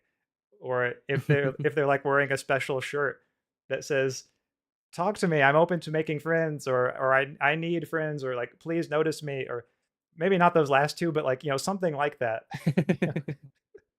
Maybe just something to, I think, give people who might have like greater hesitation around social interactions that extra bit of like permission. That is something that I've wondered about before, though not in a very systematic Mm. way. It's interesting to think about. I feel as though me personally, if I were like, if I really wanted to, if I were just, you know, struggling to scratch that social itch, I think the last person I would want to talk to is someone who's like out there in the open yelling like, "I'll talk to anyone." I would be like, I would be like, I'm definitely not talking to this guy. But maybe I'm just a horrible person. Well, we'll see. There have been two really interesting questions that have come in chat about the human AI relationships, romantic or otherwise, just like relationships in general. One Mhm. is from Phi, a and he asks, "Have we talked about talking to AI as if the AI were the ego? So have we like discussed the prospect of speaking to an LLM or ChatGPT, et cetera, less like they're a different person, but more like, oh, they're just an extension of me." I'll give you my thoughts first, maybe to so that could help you get you going. Sure. I That's the only way I interface with AI if I ever do. Is I never think of it as like an assistant that's external to me. I always think like this is an extension of me. This is just in the same way that my calendar app on my phone is an extension of me. Like yeah, it's like physically separate. And if you took my phone away, I wouldn't know what happens tomorrow. I really wouldn't because my memory's terrible. But it's an extension of me nonetheless because and I plan things on it and like it's an extension of my mind, even. And so when I ever interface, and I do so very rarely, I do so in very specific circumstances, such as like very weird grammatical like questions for like sentences. I'm like, this when I'm struggling to think if this makes any sense and Googling doesn't work, then maybe I use AI sometimes on occasion. So I'm not speaking from a high horse of like I would never use AI, it's bad or whatever, right? Um, but when I do interface with it, I talk to it like it's myself. I talk to it like this is just like an extension of me that answers to my command, not because it's an external being that is like my AI slave or something, which is something like several philosophers when they talk about this like refer to the relationship dynamic as.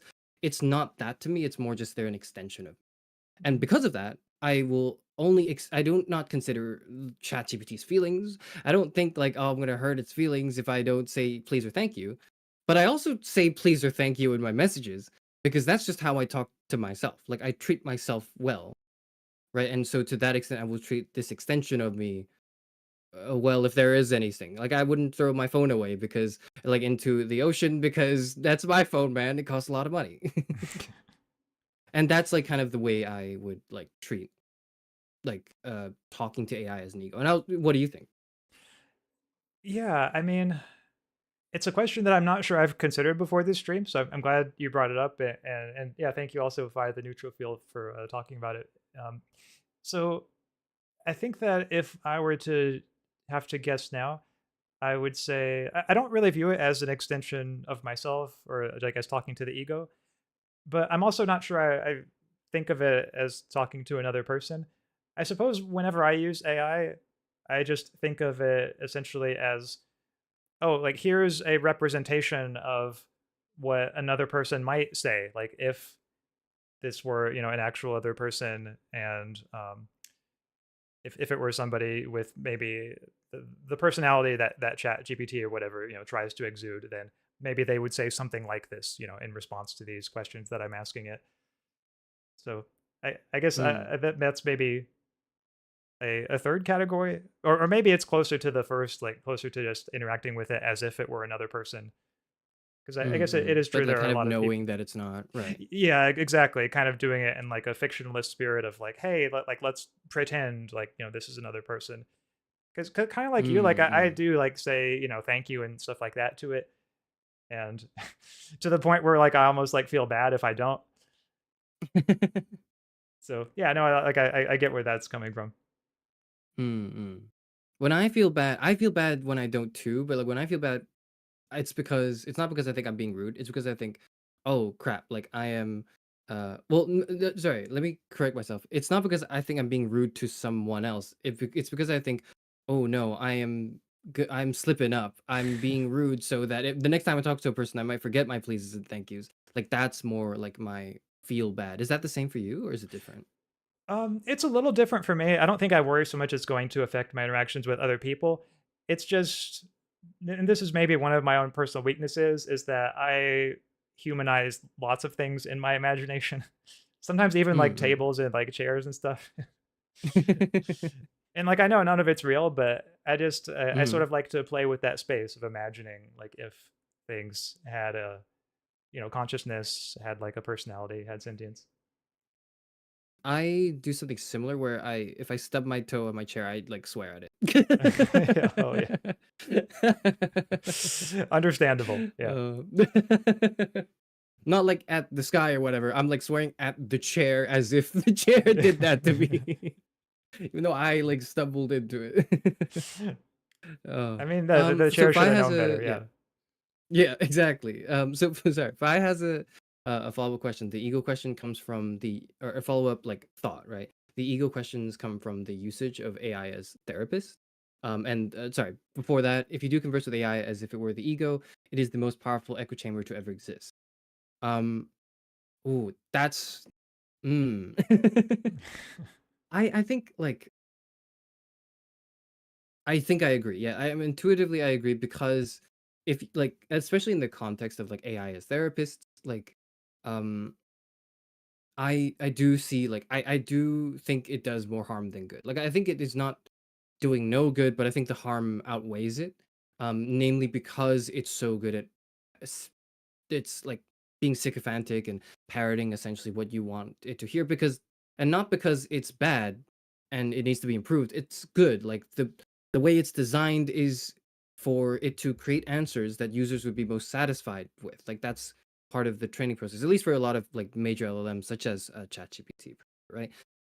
It's not a bug. It's a design feature that it is seeking the answer that will gain the most approval from the human using it.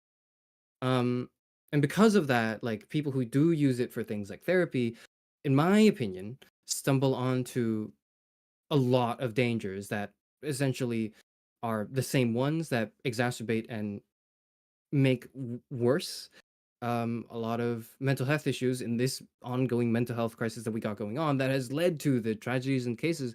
For example, like the one we brought up at the beginning of the conversation, the one with the parents of the teenager who used ChatGPT to plan and subsequently act on his suicidal tendencies. Like that is why I think like talking to it like it's an ego can be bad if you are if that's the only like thing you're interfacing with. And to me, my response to that from like, how do I reconcile that with the fact that I use it, right? Is that I'm not using it to replace anything that or replace human conversation. To me, the bottom line is your use of such an AI in and whatever relationship you have with it is not the relationship you have with a potential friend, but it's the relationship you have with your laptop or with your keys or your wallet, right? Like it's where you obviously look after it and you make sure it doesn't, you know, break or you don't drop it into the toilet or whatever, but like you don't attribute like humanity to it in like a moral category in that sense. That's kind of like the way I see it. I was wondering if you have any thoughts on maybe just the usage of AI as therapists in general.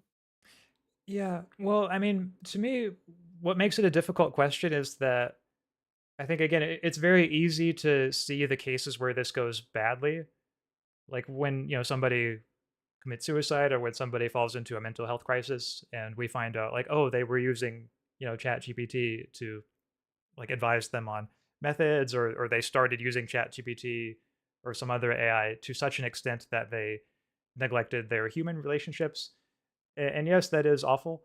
I do think though that there are probably also many cases in which people use the AI as a therapist, but maybe it has a more positive outcome, and where it's just that doesn't get reported in the news so much, and we just don't really tend to hear about it so much. So I guess for me, the key issue would probably be like if one is sort of engaging with it in a way that like one finds therapeutic and like talking to it as if it were a therapist, then I suppose my view on that would be like pretty friendly to it overall, just as long as the person is not doing it to such an extent that they are like not engaging with the humans around them. Like as long as they're still like Hmm. maintaining their social relationships with others, then I think I think my view toward the sort of therapeutic engagement, or at least like attempted therapeutic engagement with AI, would be more or less friendly. Though of course I do acknowledge there are going to be cases where people use it in that way and it turns out badly, or where they become just more firmly entrenched in their own views, and don't use they don't come to maybe question what they think.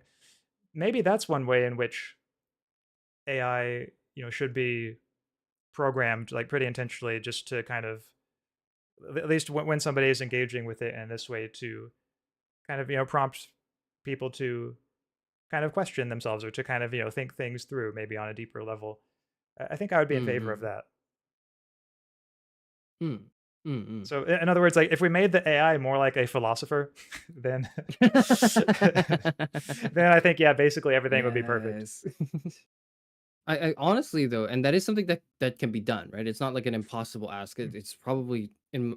I have no understanding of this technology, but I imagine not too difficult to just create a version of an existing LLM model already, right? LLM model, ATM machine, where it's the same chatbot but more inclined to ask philosophical questions, or like not philosophical questions, more inclined to challenge you in your thoughts, and like give you all whenever you say something to it, instead of repeating it back and going like, well done human, wow, that's super deep and thoughtful, you're so smart. It goes, you're actually really stupid and here's why you're wrong. And then it lists like five like philosophical cases. Wouldn't that, like, that would be an interesting chatbot, wouldn't it? A Because I feel chatbot like for masochists, yeah. and or philosophers, for which you might find a lot Yeah. of overlap. Indeed. So another another question. Sorry, let me just read chat really quickly. Yeah, take your time. Mm-mm. Yep. Okay, yeah, that's not a question. Never mind. But another question that someone asked, and I'm going to paraphrase it because I don't want to read it out loud. Um, uh, KT, who is someone who has drawn fan art of me, so I feel inclined to respect you enough for the question, even though I don't know if I want to read out the question exactly the way you worded it. What about the people who only use the AI to engage, and this is how I'm gonna say it, I right? see the Engage in comment. self-pleasure. Yeah, like what about the people who um are using it for self-sexual gratification? Like what would the moral dynamic of that be, do you think? Well, I think so. What I think that question calls to mind is maybe the case that we were thinking of that I Yes. brought, the bite on the side case. Would you want to talk about that now? Absolutely. Okay. Thank you so much for helping me transition into the next main point we're gonna get into, or at least the specific case that like we both were excited to talk about on today's stream, Mhm. and that would be um the case simply titled, and I have it on my screen now. Maybe you can pull it up on your stream as well, Axaeon, and give you some time to do Yeah, that. yeah, I have it pulled up on my stream too. You have it? Yeah. Good, good, good, great. Okay, but it is essentially a short. It's a short story. Would you like to read it? Would you like me to read it? Would you like Um, to take turns? What do you think? yeah, I can read it. It's so this I think Okay. will speak to your question, Mr. or crack consumer with the YouTube account. I can never So read that like yeah. name with a straight face.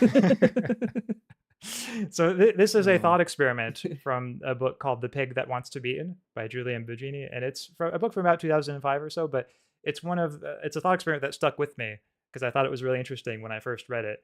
And so I'll just read it aloud and then the case question, and then we'll talk about it Mhm. because it's pretty much the question that you've just raised. you in the chat. So a bite on the side. Like many people who had been married for several years, Dick was bored with his relationship. There was no passion these days. In fact, Dick and his wife hardly slept together at all. However, Dick had no intention whatsoever of leaving his wife. He loved her, and she was an excellent mother to their children. He knew full well what the usual solution to this problem was. Have an affair. You simply accept that your wife satisfies some of your needs and your mistress others. But Dick really didn't want to go behind his wife's back, and he also knew that she could not deal with an open relationship, even if he could. So, when Dick heard about Bite on the Side Inc., quote, even better than the real thing, he had to take it seriously. What the company offered was the opportunity to conduct a virtual affair.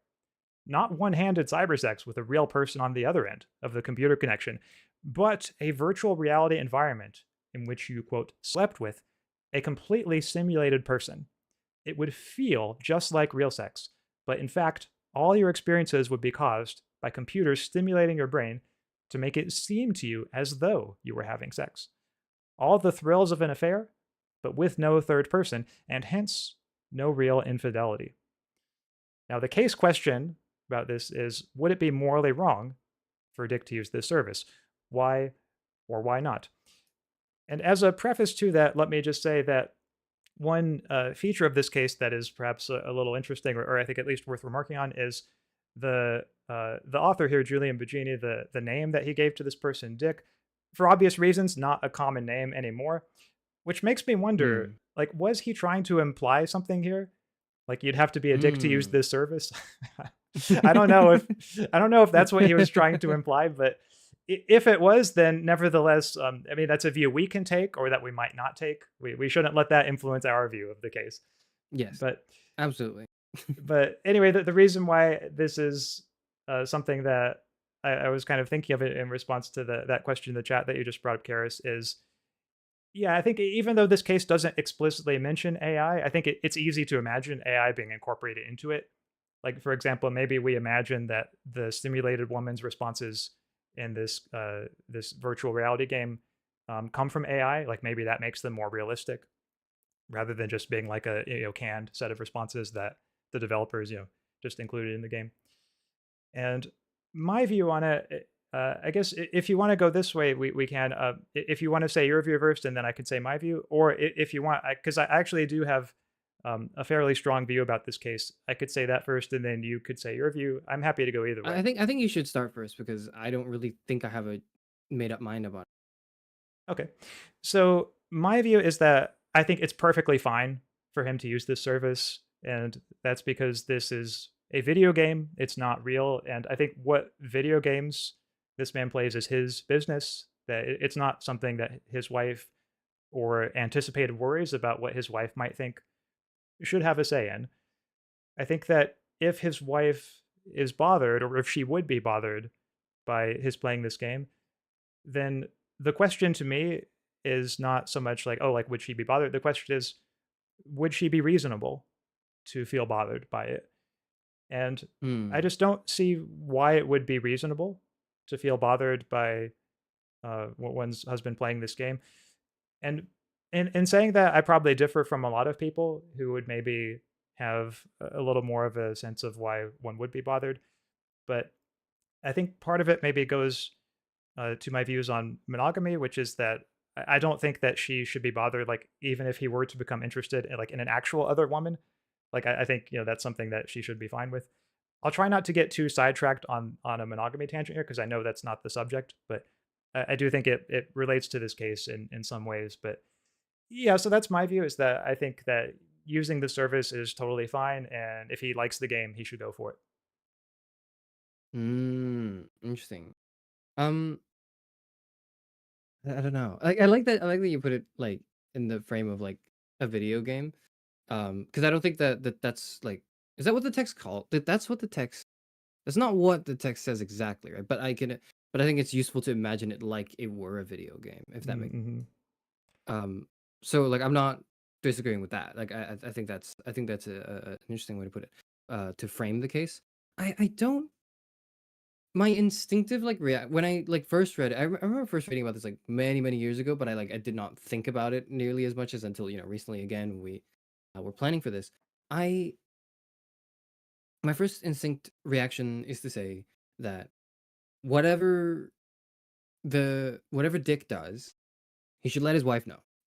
In this case, not because um I would say there is a moral like responsibility for him to inform his wife of everything in his life, so to speak, but more so like um this is in normative relationships, and again, this is case by case and dependent upon the specific relationship and the boundaries they have set with each other.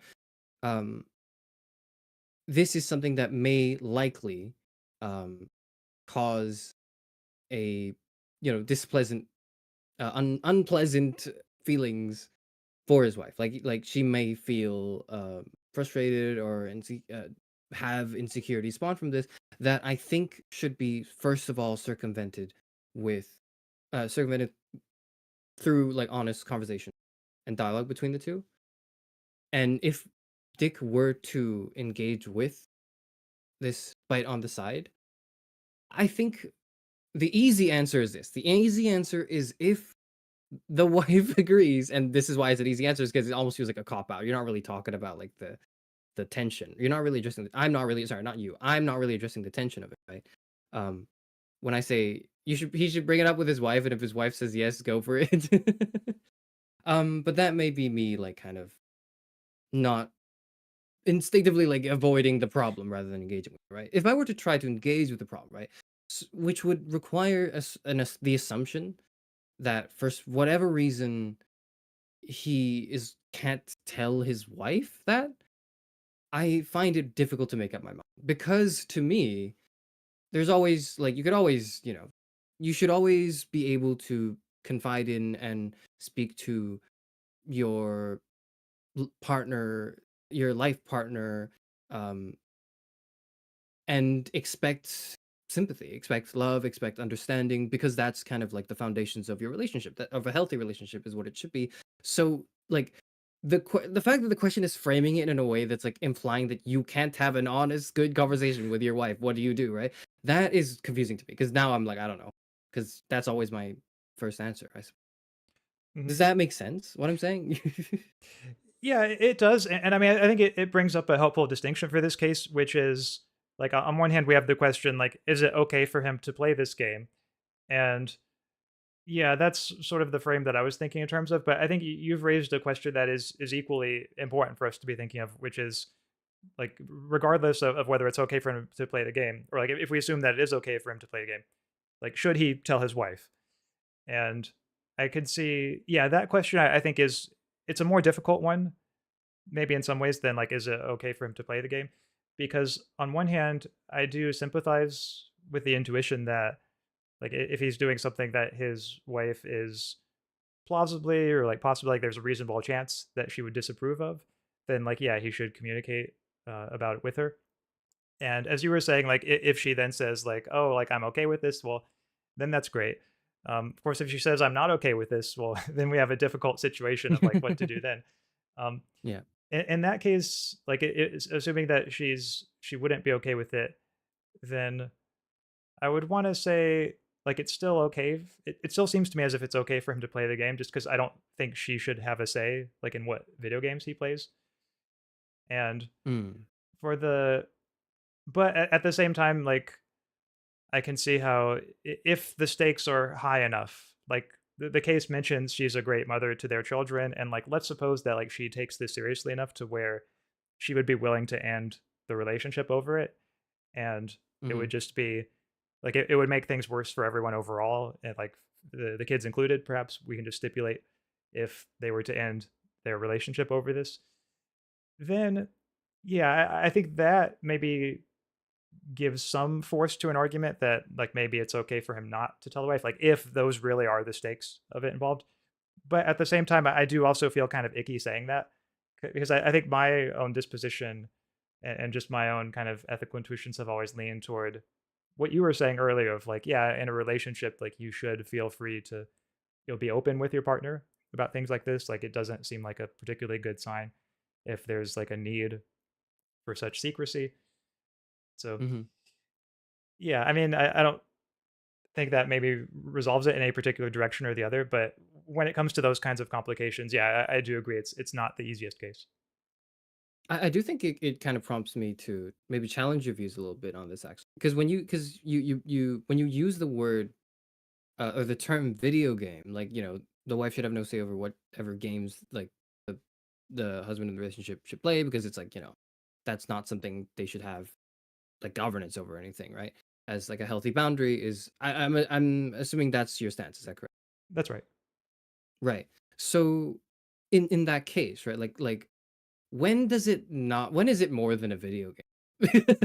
And here's what I mean, right? Like Okay. so Yeah. so when I'm sitting down like with my computer monitor and then it's on Steam and I'm like I can't think of an example, but I'm playing like one of those games, and I have a controller or on my on my mouse and keyboard, and there's a computer monitor in front of me. That's obviously a video game.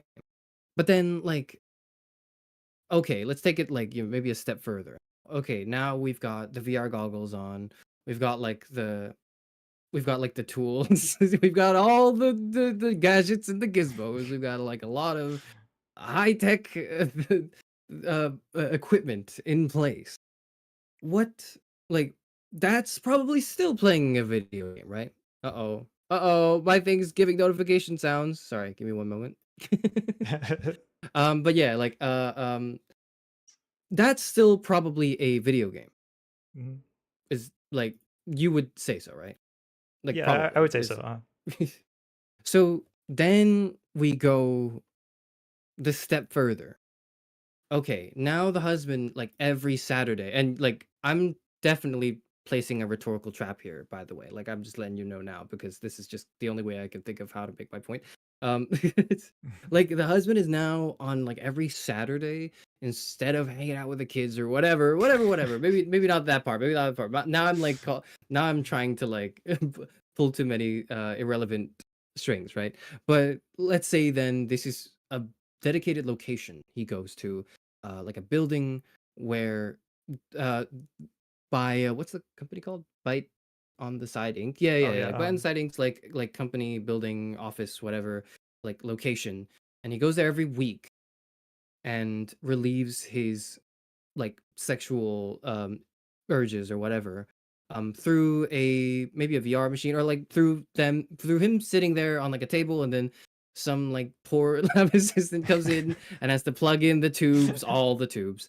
Maybe only the tubes in the brain, right? Into the brain and then he transports into this virtual realm where it's like like a nice super fancy hotel or like a beach resort or whatever, and then he spends his time with this AI that's not just an unnamed AI, it's like this character has a personality. Maybe it's like Ganyu from Genshin Impact or something. Like it's there's a lot of like detail in this.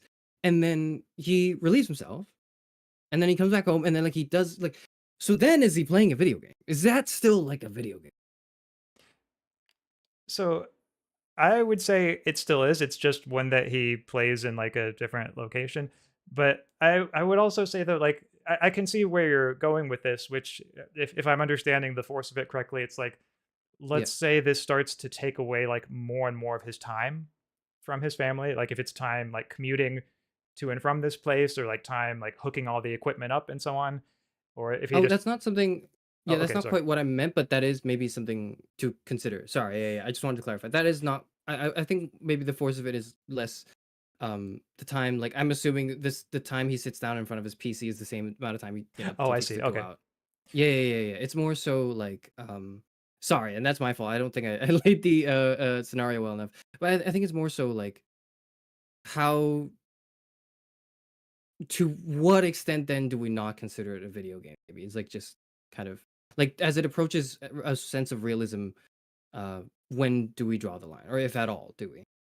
Um, yeah, I mean, I don't see any particular need for there to be a line there. I do think the stipulation helps that like it's the same amount of time because yeah, that helps deal with like Mm, any concerns about that. But yeah, just like in terms of the realism alone, I don't see why that would ever make a moral difference by itself. mm. Like, I would just wanna say at that point, like, maybe it's just, like, a really good game or, like, a really realistic game, but it's still, like, as long as provided that the people he's interacting with in the game are not real, like, it's still, like, simulated experiences, then to me, that seems like arguably the key kind of ethically relevant feature there. Interesting. And I don't think I think I just sorry, I don't think I disagree. I think I agree that it's at least I find it difficult to come up with like a moral reason for why that like the realism of the game would be relevant. Like, the graphic settings like shouldn't really be like, what determines whether or not it's okay, right? Like, but why do you think then? And this is less a philosophical question maybe and more just um like I don't know what it is. Maybe you can tell me, right? But why do you think maybe a psychological question. Why do you think then people, and I think me included if I'm like inserting myself in this hypothetical, right? Why am I, maybe to up the stakes a little bit, why am I more offended if I were the wife? Why would I be more offended if like the graphics were better? Why am I more offended if, he went to a whole VR facility and then they plugged his brains in? Whereas if he were just sitting down at his computer, with the standard material, then I'd be like, well, I mean, I get it. Why is that the case? Why do I feel that? Oh, yeah, okay, that's intriguing because, like, this is one I could see different people reacting to differently. Like, I can imagine there Yeah. are some people, like, who, if they were the wife, would be like, "Oh, well, if it's the super realistic one, then at least, like, he's having this, quote, virtual affair with, like, a super realistic, super hot person." Whereas if they're like, "Oh, you cheated on me with the low poly model?" Like, come on, like, I'm like, now, like, that's an insult, like, a personal insult in a way it wouldn't have been. But yeah, so Yeah. but to take your case there, because it sounds like you're sort of leaning the other way. I think Mhm. that what's going on there is, I mean, it's awkward to put it in terms of you because I don't really know you that well, but Yeah, yeah. So maybe maybe not me, but like, it's just someone like me, maybe. okay. Yeah. Is Yeah, I yeah. think in a lot of cases like that, at least, what's going on is somebody probably feels insecure in a certain sense in the relationship. Like maybe they worry about whether they're good enough for their partner. And Mhm. that when they see their partner interacting with someone else who is, let's say, very attractive or very charismatic, maybe that stokes the insecurity to a greater extent than if they see their partner interacting with someone who doesn't have those qualities to the same extent. I mean, I think it's essentially the same explanation I would give for just jealousy in general and why, like, if we're the kind of person who is disposed to feel jealousy, we're probably going to feel more jealous when we see our partner interact with someone else who's like really attractive than with someone who's not very attractive. Yeah, it seems to me the same kind of thing is probably going on here. Mm. Okay, first of all, yeah, I feel like I'm very jealous, probably. I would be the type of person I'd be the type of wife that would be so jealous in this case. But second of all, more importantly and more relevant to the discussion, um, I think like part of that is because for me at least, right?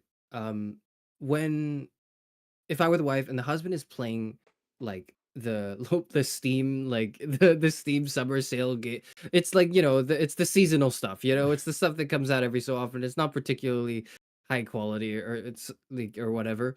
Then to me, I would have a lot of faith in my husband to be able to distinguish between like what is real and what is fiction, and I think that's really important. Like I think like the being able to distinguish what is real and not real when we engage not just with like AI, but also with just things that are fiction, is that we know that it's fiction. And the worries I have with AI like if we compare it to fiction, is that it has the capacity that no other like medium of unreality of fiction, so to speak, a virtual reality maybe.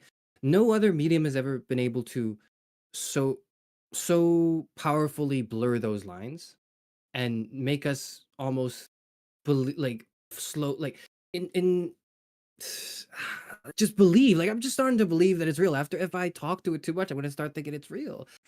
Is the sentiment I imagine is not an Mm, unpopular one, and the reason why uh, one might find that biting the side is problematic versus um just like your average Steam 18 plus game is the fiction is harder to separate when it's that good. And when it's much harder to separate, I would imagine that emotional complications are more likely to arise. Do you see Okay. where I'm going? Or do you see what I'm saying? I don't think I'm going anywhere with this. That was kind of the end point, but Yeah, I mean, I do think that's a reasonable concern one could have, is that when the fiction is that good, that immersive, people might start either treating it as the real thing or maybe like come to prefer it over the real thing. I suppose my ultimate view on it would be that, well, I think that's a risk that can eventuate in some cases, or could eventuate. I would also want to say like that our default stance, or at least my default stance, like if I were the wife, would be to Mhm. give my husband the benefit of the doubt, and then like just assume that like he is going to be able to distinguish between fiction and reality in that way. And then if like Mhm. it starts to turn out that he doesn't, like if he starts showing signs that he's not making that distinction, then maybe that's something we could address down the line. Maybe we could work through that, as opposed to having kind of a hardline stance against engaging with the AI in the first place. Mm, mm, mm.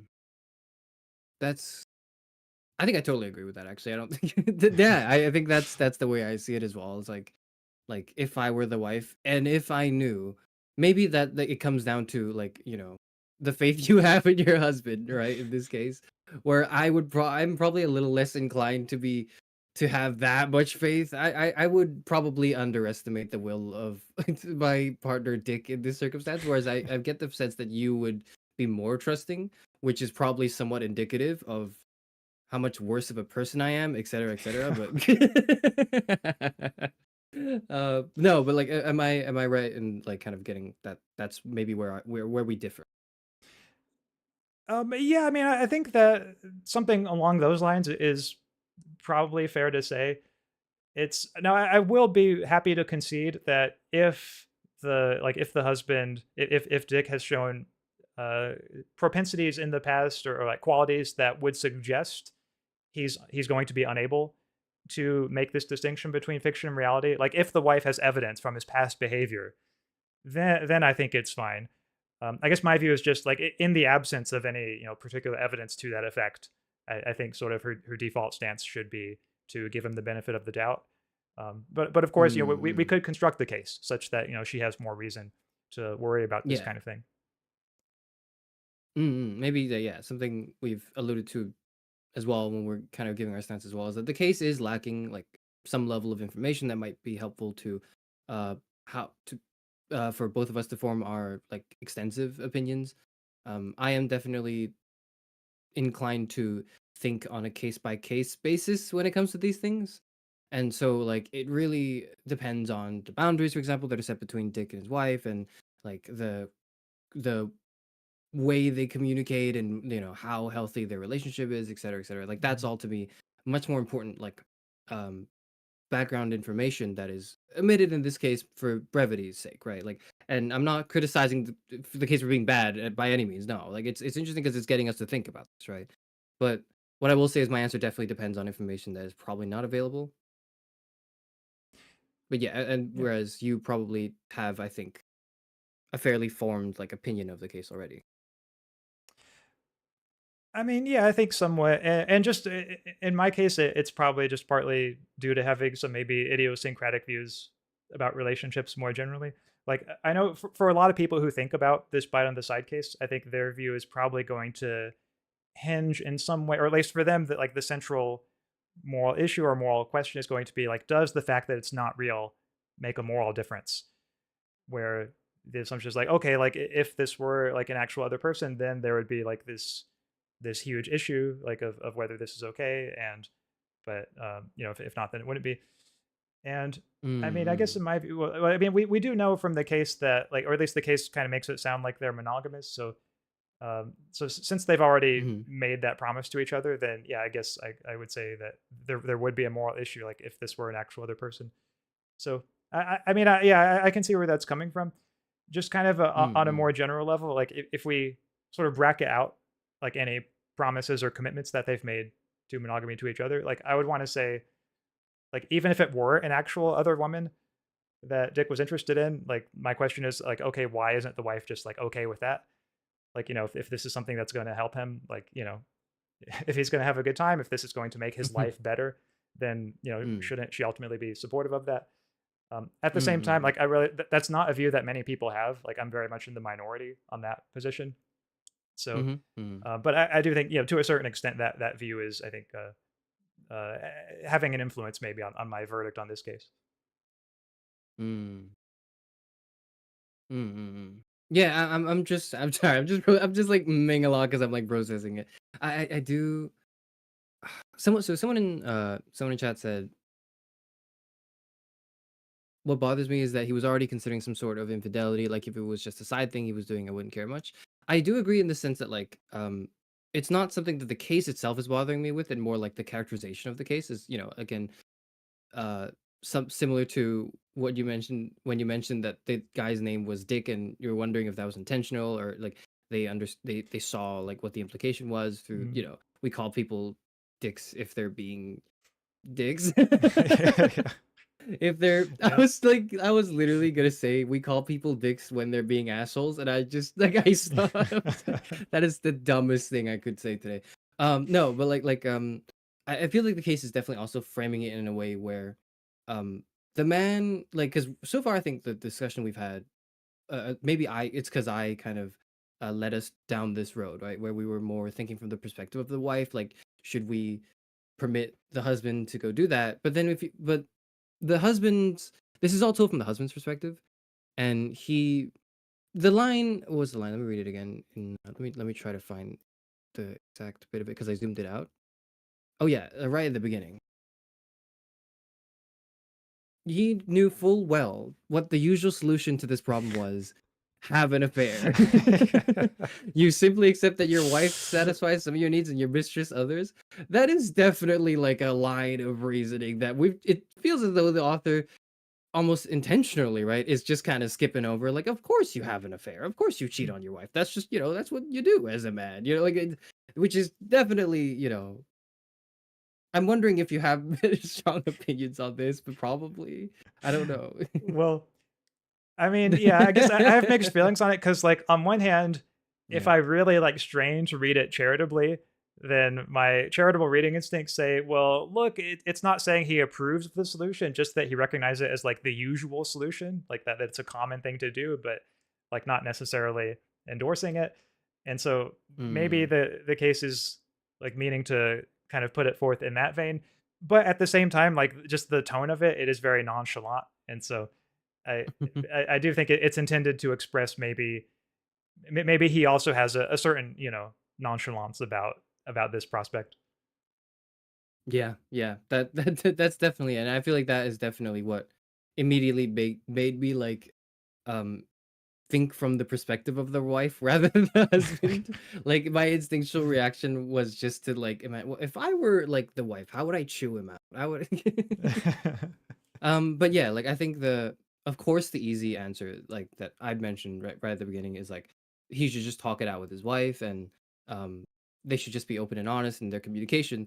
But I think maybe that's speaking from a point of view that is not very common in a lot of monogamous relationships. Maybe of a different time. Maybe that was a different time. Maybe that still is. I'm not quite certain on the trend and flow of things nowadays, but um, it certainly does speak to the commonality of infidelity when it poses the question, is this infidelity? Is it morally wrong? It's kind of common though. Like it happens all the time. Men, that's what happens when your wife doesn't satisfy all your needs, right? Like, um, so I fear that that framing might be impacting my response um to the case as well. Mhm. Yeah, no, I think, yeah, for probably most people who read that case, or this case, I think that the sort of nonchalance in that part of it probably is going to be sort of a sticking point too. So yeah, no, I Like to think, me, yeah. I think we both agree that it's not infidelity Yeah, no, yeah, if I he would agree that engages it's in not right on the infidelity. side. Yeah. Yeah. I'm inclined to agree with that as well. In like because I think it's to me it's a semantic argument. Do you think it's like a semantic argument, like when we like this, Mm. like if we just define what, infidelity meant. And we defined personhood, and we defined AI and versus, real people and the dynamics of it. Like, if we could just nail down all the terms properly, the case is solved. Do you think that's a charitable way to see this? Because maybe I'm being a bit uncharitable. Well, the reason why I'm hesitant to think of it that way is that if we think of it that way, then it seems like we would have to say that people who disagree with us about the case verdict are just confused about language. And to me, Mm-hmm. it just doesn't seem like that's like I agree there's something going wrong in their thinking, but I just don't think of it as a disagreement about language. It just seems to me like they maybe we have a disagreement about like what moral properties certain actions have. And Mm-hmm. so yeah, I guess that would be my view of it. I see. That's good because then that prompts me to probably clarify that, like, although I think there's no in this case, right? In this, given the information we have, and given my stance and view on like AI and stuff, it's not infidelity, but there's certainly something going on that should be addressed, and the husband is to some degree in the wrong. It's just I wouldn't call it infidelity. That's like maybe like that would maybe help my view be appear more sympathetic to people who would disagree and say no, it's infidelity. He's cheating on his wife. I would say he's not cheating on his wife, but it is still a problem, and we should address it. And he should have open and honest communication with his wife in that regard. Is maybe the full answer, I guess. I see. And so I guess just to kind of nail this down a little bit, would you say that like even though it's not infidelity, that what's wrong with it is maybe just the fact that like there's a certain kind of deception or like secretiveness going on, and maybe there's just kind of something intrinsically wrong with that in a relationship, or would the diagnosis be different? I think so. Yeah, I think you're right. I think the diagnosis is like it's a dishonesty. It's like a betrayal, not in the sense that like oh he's with another human being, but a betrayal in the sense that like he is intentionally hiding things away from his wife due to the fact that and I'm making the assumption because we don't really have that information in the case that he probably knows that his wife would get mad if he got caught anyway, right? Or at If least he got strongly caught, so suspects to it, speak. yeah.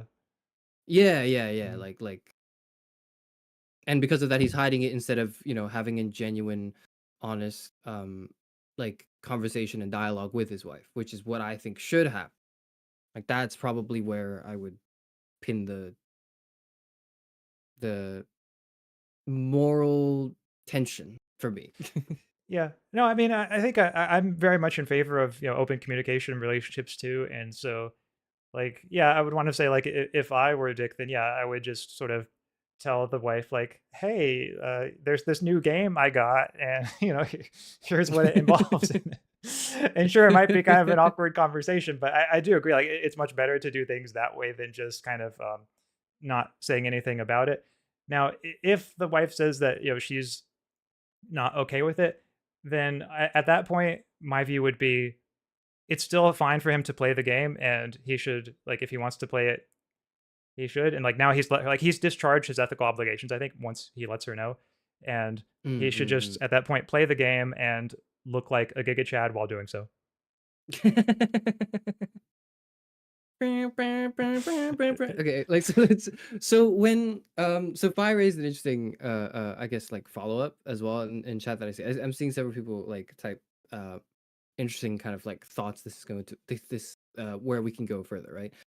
Real or not, it's an issue if the partner feels like they have less value. What do you think? Um, yeah, I'm always hesitant to accept arguments to that effect that appeal to like, hey, doesn't it just matter like what the people's feelings are, regardless of whether the feelings are justified or whether they correspond to anything in reality. I think that once we start sort of going down that path, like, we're quickly led to conclusions that just seem pretty implausible, like or pretty unpalatable.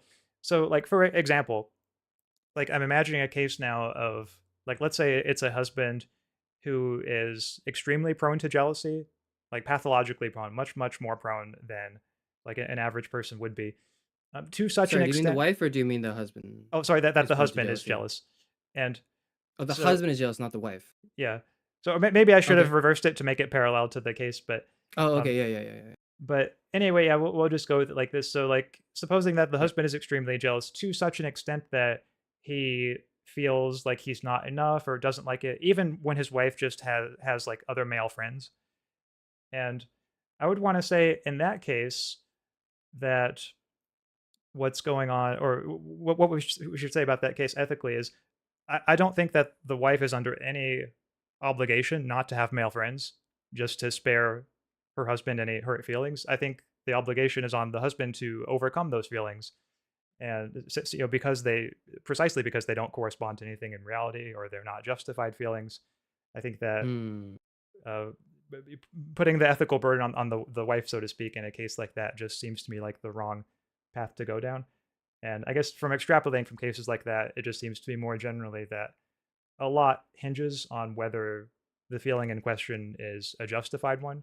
And if it's not, then that seems to me just to kind of vitiate any moral significance it might have had. Mm.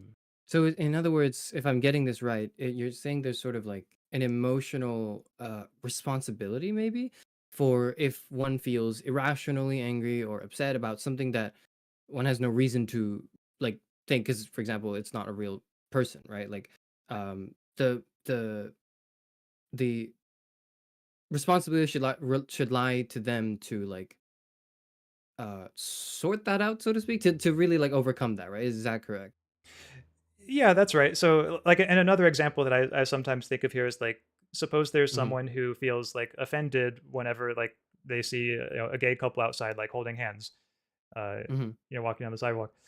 Um, I would want to say in that case, like that doesn't give the gay couple a more reason not to hold hands. It gives the person who feels offended a reason to overcome those feelings and to stop, feeling offended by it. Interesting, interesting. I'll have to think about it. That's no, that's cool. That's cool because I don't really um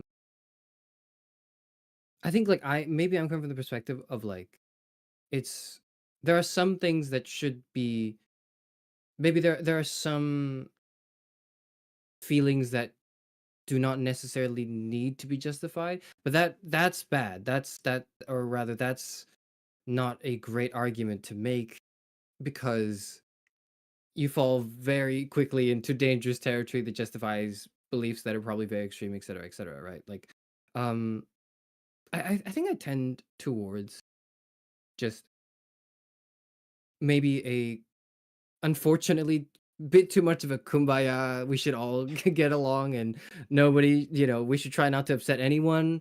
Whereas I think you have maybe a bit more of a nuanced like view of the emotional aspect of how we may react to things.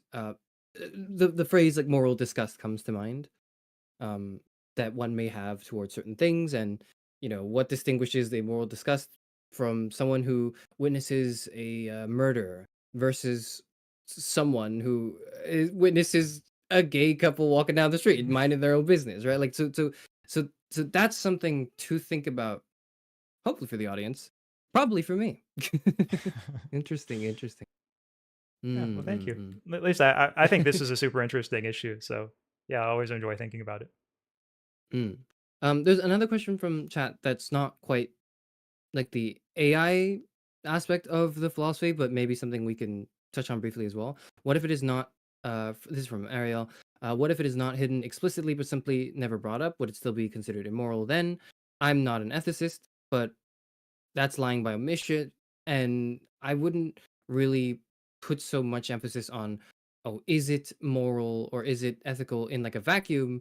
I would think, what is this in the context of? Is this in the context of a relationship you have with another person, in which case what are your boundaries, and how have you set them, etc., etc. How I would, that's probably the quick and dirty like response from me. What do you think? Yeah, I mean, I would agree. It does seem like a lie by omission. I think what makes it plausibly a lie by omission is if the reason why he doesn't bring it up to the wife is simply that he thinks she will disapprove, then I think that's what kind of catapults it into being a lie by omission. If it were just something that like he didn't bring up because like he just doesn't normally tell her what video games he's playing, and like he just doesn't see this one as being like in principle any different from the others, then in that case, I think his action of not telling her would be a little more defensible. But Mm-hmm. the very fact that the case is like framed in terms of like hey, like, should he use this service? Should he play this game? Like, he has all these feelings and things he's wondering about his wife. It kind of suggests that like he is thinking about all this stuff, and that if he does choose not to tell her about the game, then I mean, like let's face it, it probably is because he doesn't want to risk incurring her disapproval. So yeah, I mean, I think the lie by omission point is a fair point, and as Captain Picard from Star Trek once very authoritatively said, "A lie by omission is still a lie." So Mm. yeah, you could say maybe Very that's what, authoritatively yeah. spoken indeed.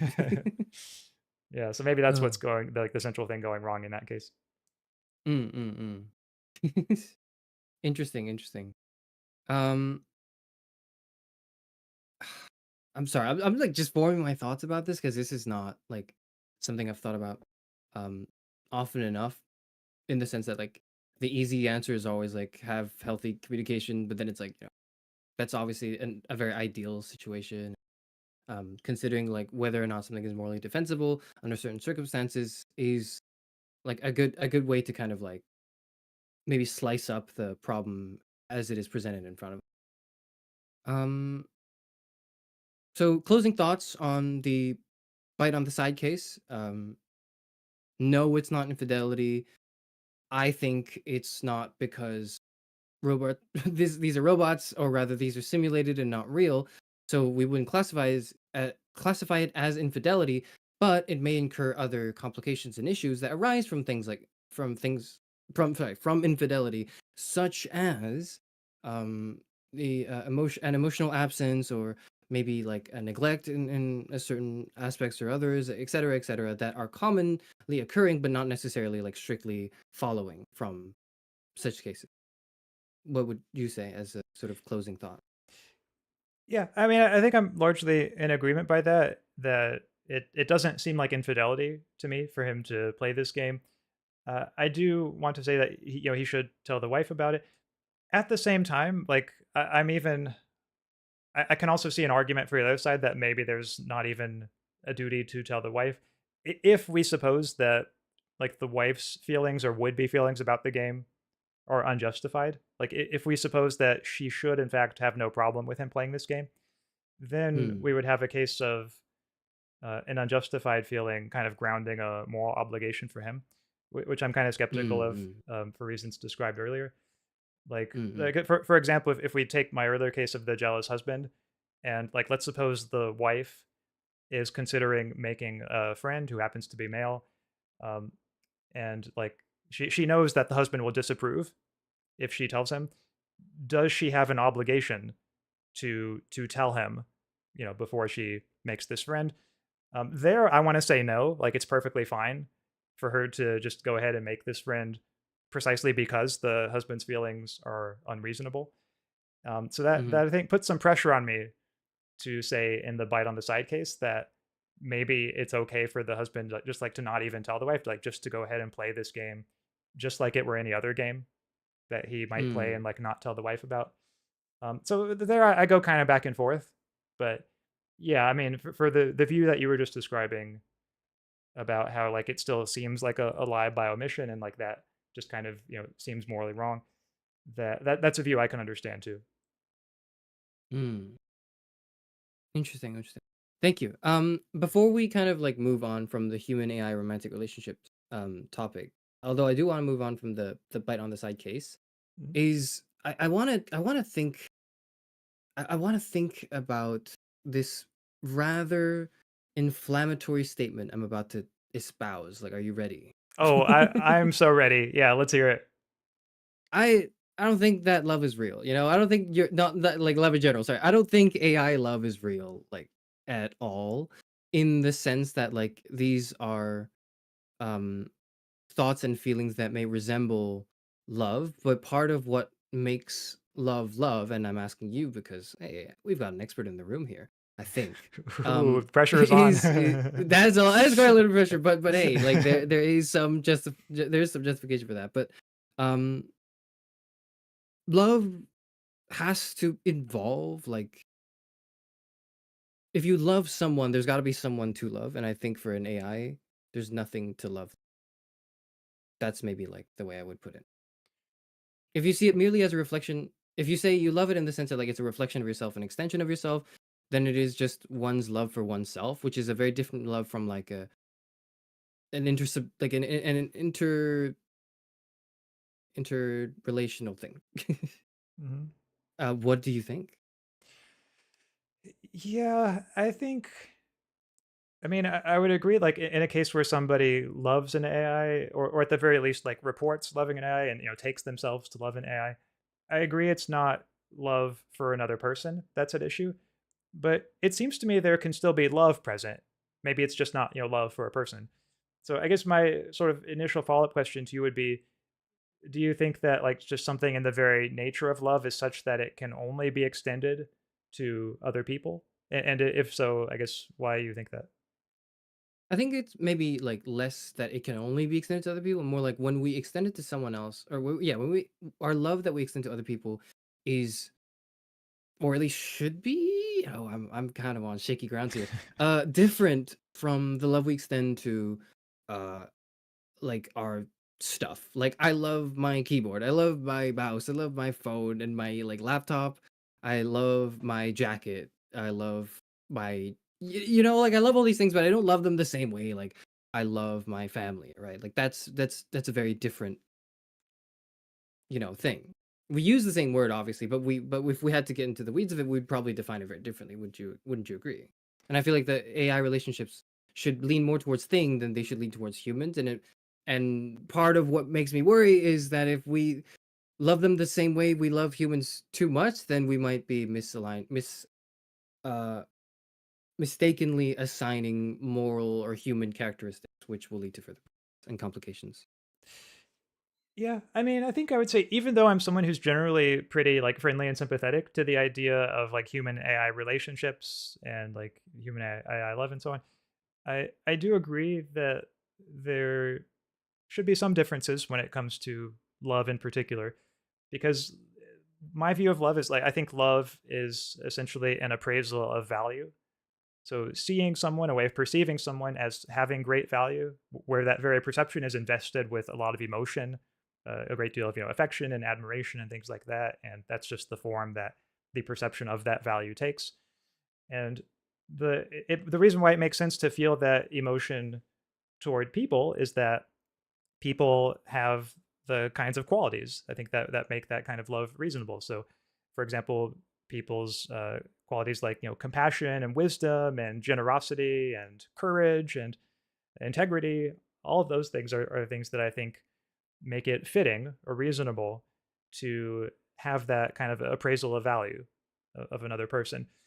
When it comes to AI, at least if we're assuming it's not some future, like possibly sentient AI, but just like a current AI that supposedly is not sentient, then yeah, it just seems to me that the AI doesn't have the kinds of qualities, the kinds of virtues that would make that appraisal of value fitting.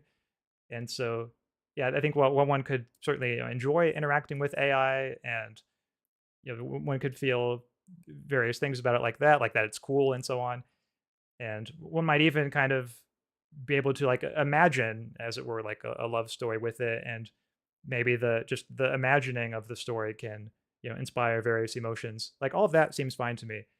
But yeah, when it comes to actual love, it does seem to me that the love for the AI would be missing something that renders love for another human fitting, namely that kind of correspondence between the appraisal of value and actually having the valuable properties.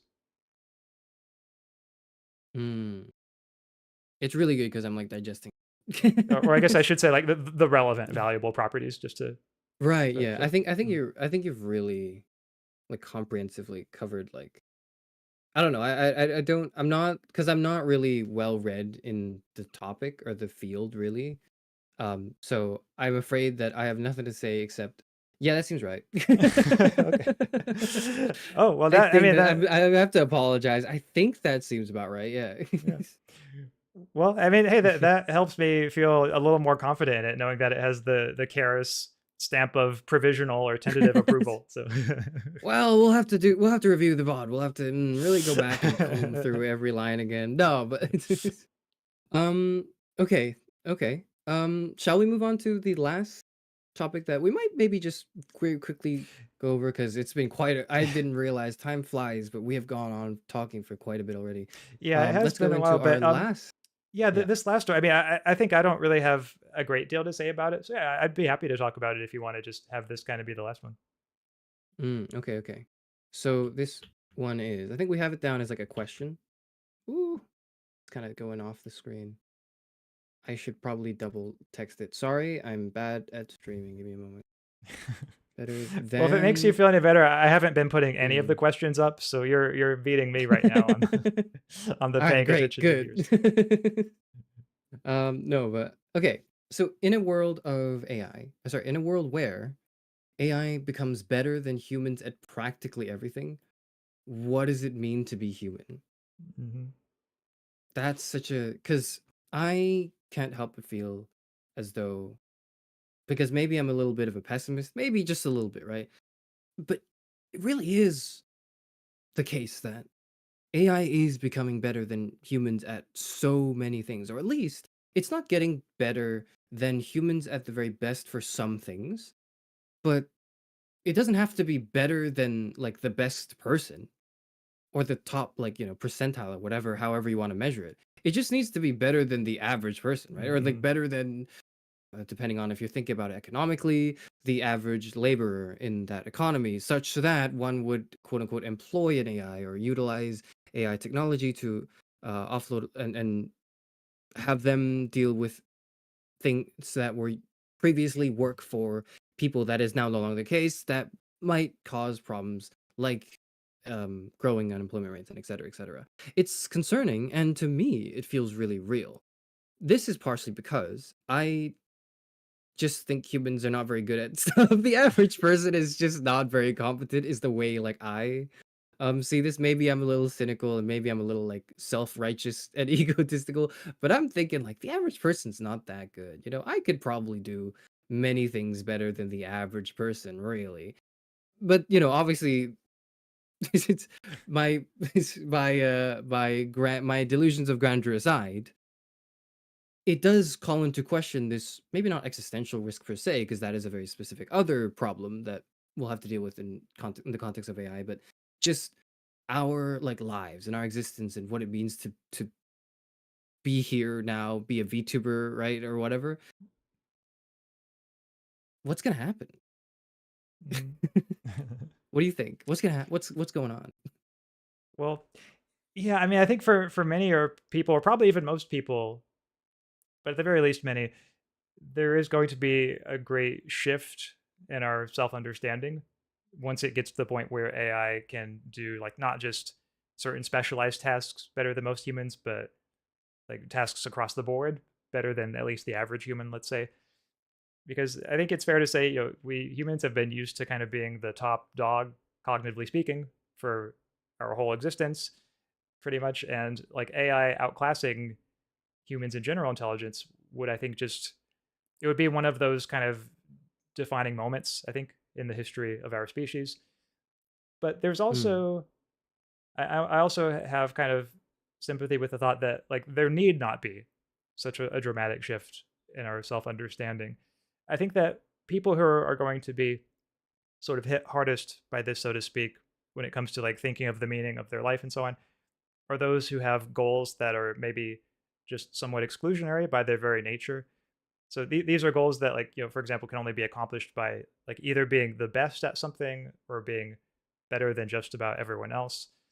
Like when it comes to like being a philosopher, for example, like if you want to mm. be the very best, like no one ever was, or or Yep. even just simply like if you want to be like the best contemporary philosopher in such and such subfield, well, like AI becoming super intelligent is going to mean that like you're probably never going to fulfill that goal because the AI is just going to be a vastly superior philosopher or artist or musician or what have you. But to me, like I just don't really think that our ultimate goals in life should be tied in that way, like to what others are doing. Like to me, it seems like a more meaningful goal, a better goal, just to have something like become the best philosopher I can be, or like become the best writer that I can be. And with a goal like that, like the AI, like no matter how advanced it becomes, it just doesn't really seem to threaten that kind of goal. So I don't know. That's just all kind of a long-winded way of answering, but those are at least some of my kind of general thoughts on it. Hmm. How about I posit to you then, like a case where I would imagine it does threaten to go, because I'm getting the sense that you're like a little less pessimistic about this than I am, right? Mm. So what if, for example, my goal was to be, shall I say, to have my art be like move the hearts of many. You know, I'm really romantic about this. I'm like, I really want what I want my like VTuber live streams to be like not to be the biggest thing ever, most popular, right? But for it to move people in a way that allows them to rethink themselves and become better people, etc., etc. Right? Very, very grand ideas and all. Mm. But then in a world where, you know, people may be less um picky with the media diet they consume, perhaps, I can certainly imagine that a not a better Karasufanor, but 10,000 more almost Karasufanors with different names and personalities or whatever that are just kind of trying to do what I do, but like maybe they're doing it worse too. Like I want to think that they'll do worse and they'll never do better. I want to think that. Please don't crush my dreams and say they will. But you know, I want to think that they wouldn't do that. But even so, because of how the sheer quantity of it, because of how easy or how much more efficient it is to have something be generated by AI than to do it quote unquote the old fashioned way, so to speak. Um, like I, as the artist, worry that my goal of moving the hearts and minds of many is impeded by this AI stampede that's coming my way. What would you say to that? I just want to say first, I love the term AI stampede. It's a great juxtaposition of words there. Yeah, I mean,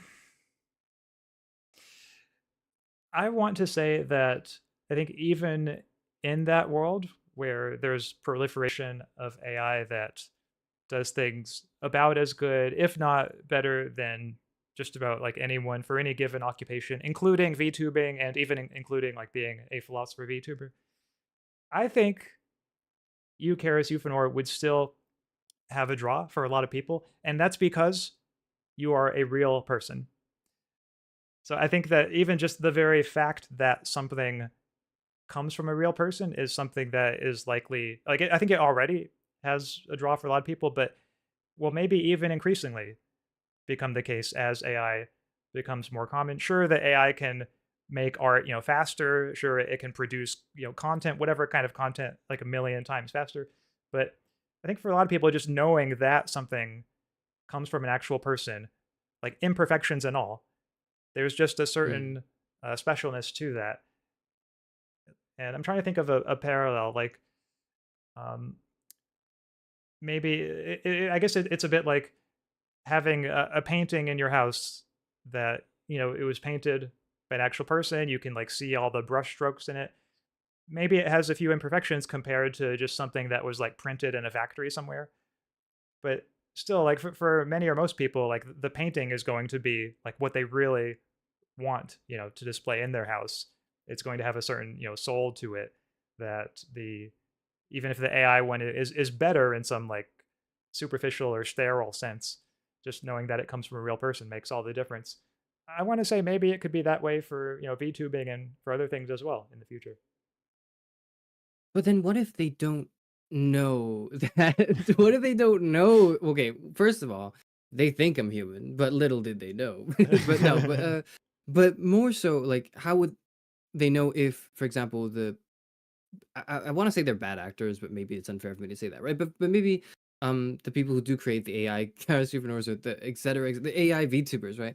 Don't label it like as AI, or maybe it's just like we come to a scenario in the future where it's just not like it's just worse if you label your stuff as AI. So Mm. even if you do use AI, maybe the culture that is just that you don't label it anyways, right?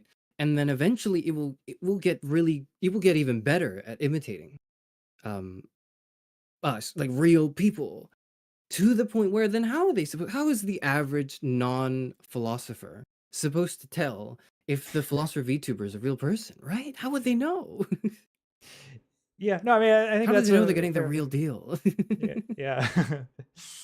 I mean, it's true that there are going to be some difficulties in that regard, and I guess I should also say, like, anything I say on this is going to be just extremely speculative. So I can't Mm-mm-mm. pretend to know for sure. It might very well turn out that things end up in the way that you've described, and it ends up having those very real drawbacks. I do think there's at least a serious possibility that, just given the kind of interest that many people have, admittedly not everyone, but like at least many people currently seem to have in choosing art or choosing media that's produced by real people, even with its imperfections. I think in the future, one thing I could see happening is that maybe that interest is strong enough to the point where people who produce things with AI, maybe there has to be some kind of notice or like some kind of watermark, just because like lots of people will will just have like a very strong interest in like knowing like, hey, was this produced by an actual person? So that's something I could see happening, but again, like as to whether it will in fact happen, it's just really hard to say. Mm-mm. Because again, like I'm also speculative in my like painting of the world, right?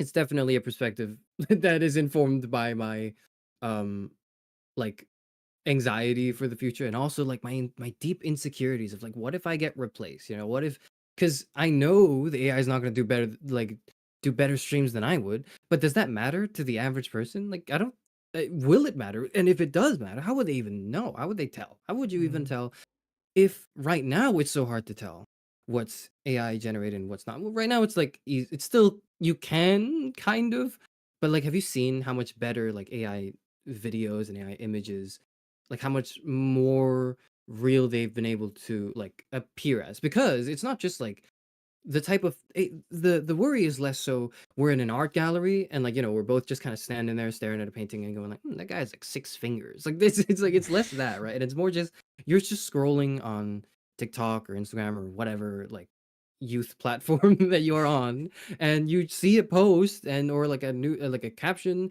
and you just look at that and think, oh wow, that happened, rather than, oh, is this real? Like, we don't have that intuition yet because we're just kind of predisposed to believe that, yeah, of course it's like real. Why would anyone post any?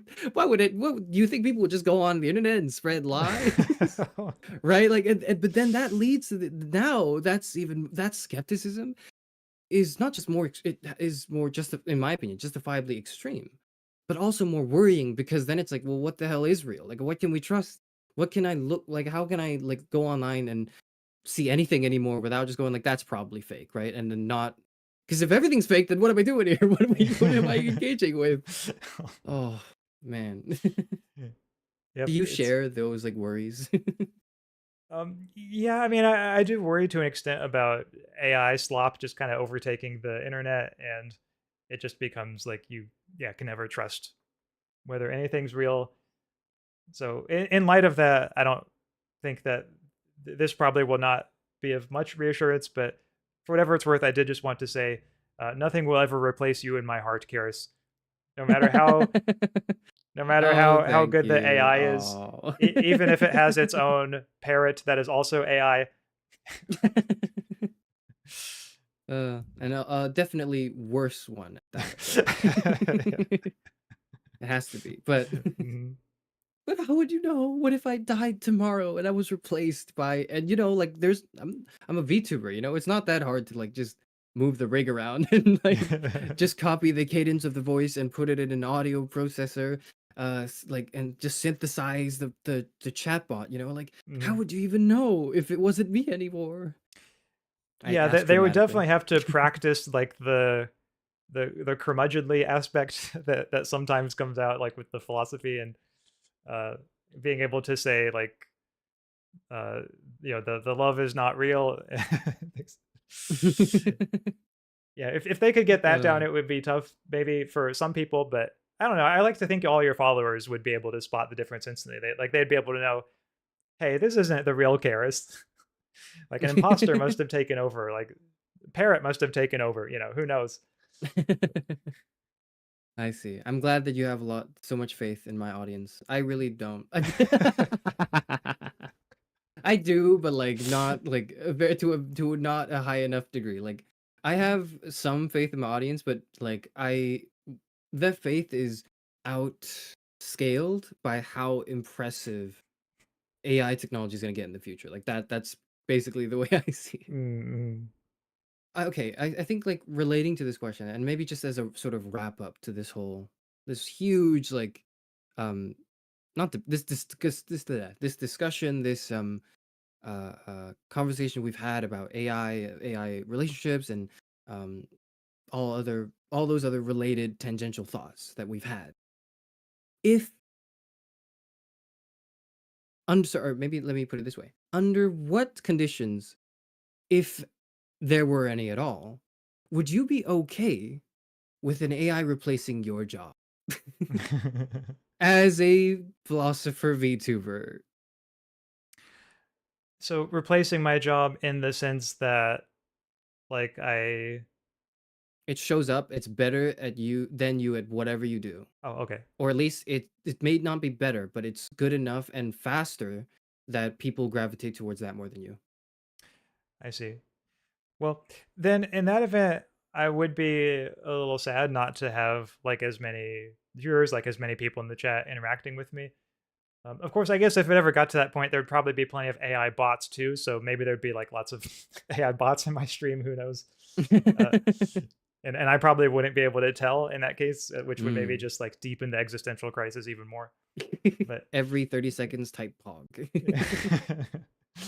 but Oh. yeah, I mean, I know then. So like, I'm not sure. If really like it got to a point where no one was watching, and like I could reliably, I could be confident that that would continue to be the case. I'm not sure if I would still do like live streams and stuff. I might still. I mean, I would still, of course, go on thinking about philosophy and probably like writing about it, and Mhm. because I mean, I think that that is something that will always sort of be essential to me. Is just for its intrinsic value, the intrinsic value of like whatever understanding I might be able to find just by thinking through these questions. And yeah, so I think I would still be always be a philosopher. I'm not sure whether I would always be a philosopher VTuber in that sense, but yeah, like philosopher Mhm. still definitely. I How feel about as you? though maybe it's my jealousy, but I feel like like I would be overwhelmed in like rage and like anxiety and fear and also like contempt and like I don't know, I might really just ascend to my final form of angry, bitter old man where I'm like, these idiots don't know that I'm the real deal. They'll never understand. They'll never know me. And then I'll be so every live stream will just be complaining about like another AI philosopher VTuber that debuts, like the thousandth one that has like, that is completely downloaded like the Stanford Encyclopedia of Oh Philosophy yeah. so they can like answer all the questions and like no one has any reason to come to me anymore. I mean, not that they were coming to me with those questions to begin with because I didn't know how to answer them, but like they would have no reason to know, or like they wouldn't even know that I existed because I'm so swamped by this wave of AI that like I feel so much that like I could never accept it, right? So when I recently thought, and that's kind of why I phrased the question in that way, specifically to you, it's like less like, would you accept that happened to you, and more like under what conditions? And the reason I phrase it that way is because I instinctively I would think I would never accept an AI replacement. Never. I am like I am just like I can accept a human replacement. Like if a human VTuber, hypothetically say if a human VTuber debuted like a few months ago, and then they were also really interested in philosophy and talking about philosophy, and they were way more educated and brilliant and had way cooler assets and whatever, and then they wanted to collab with me on a stream hypothetically, like I would be okay with the replacement. I'd be like, that's at least like a person, at least I'm being outdone. I need to go back and study the blade. I need to I need to refine myself and steel myself for the world ahead. I'd feel at least okay. Yeah. But if it was just like a soulless machine, I'd feel so crushed.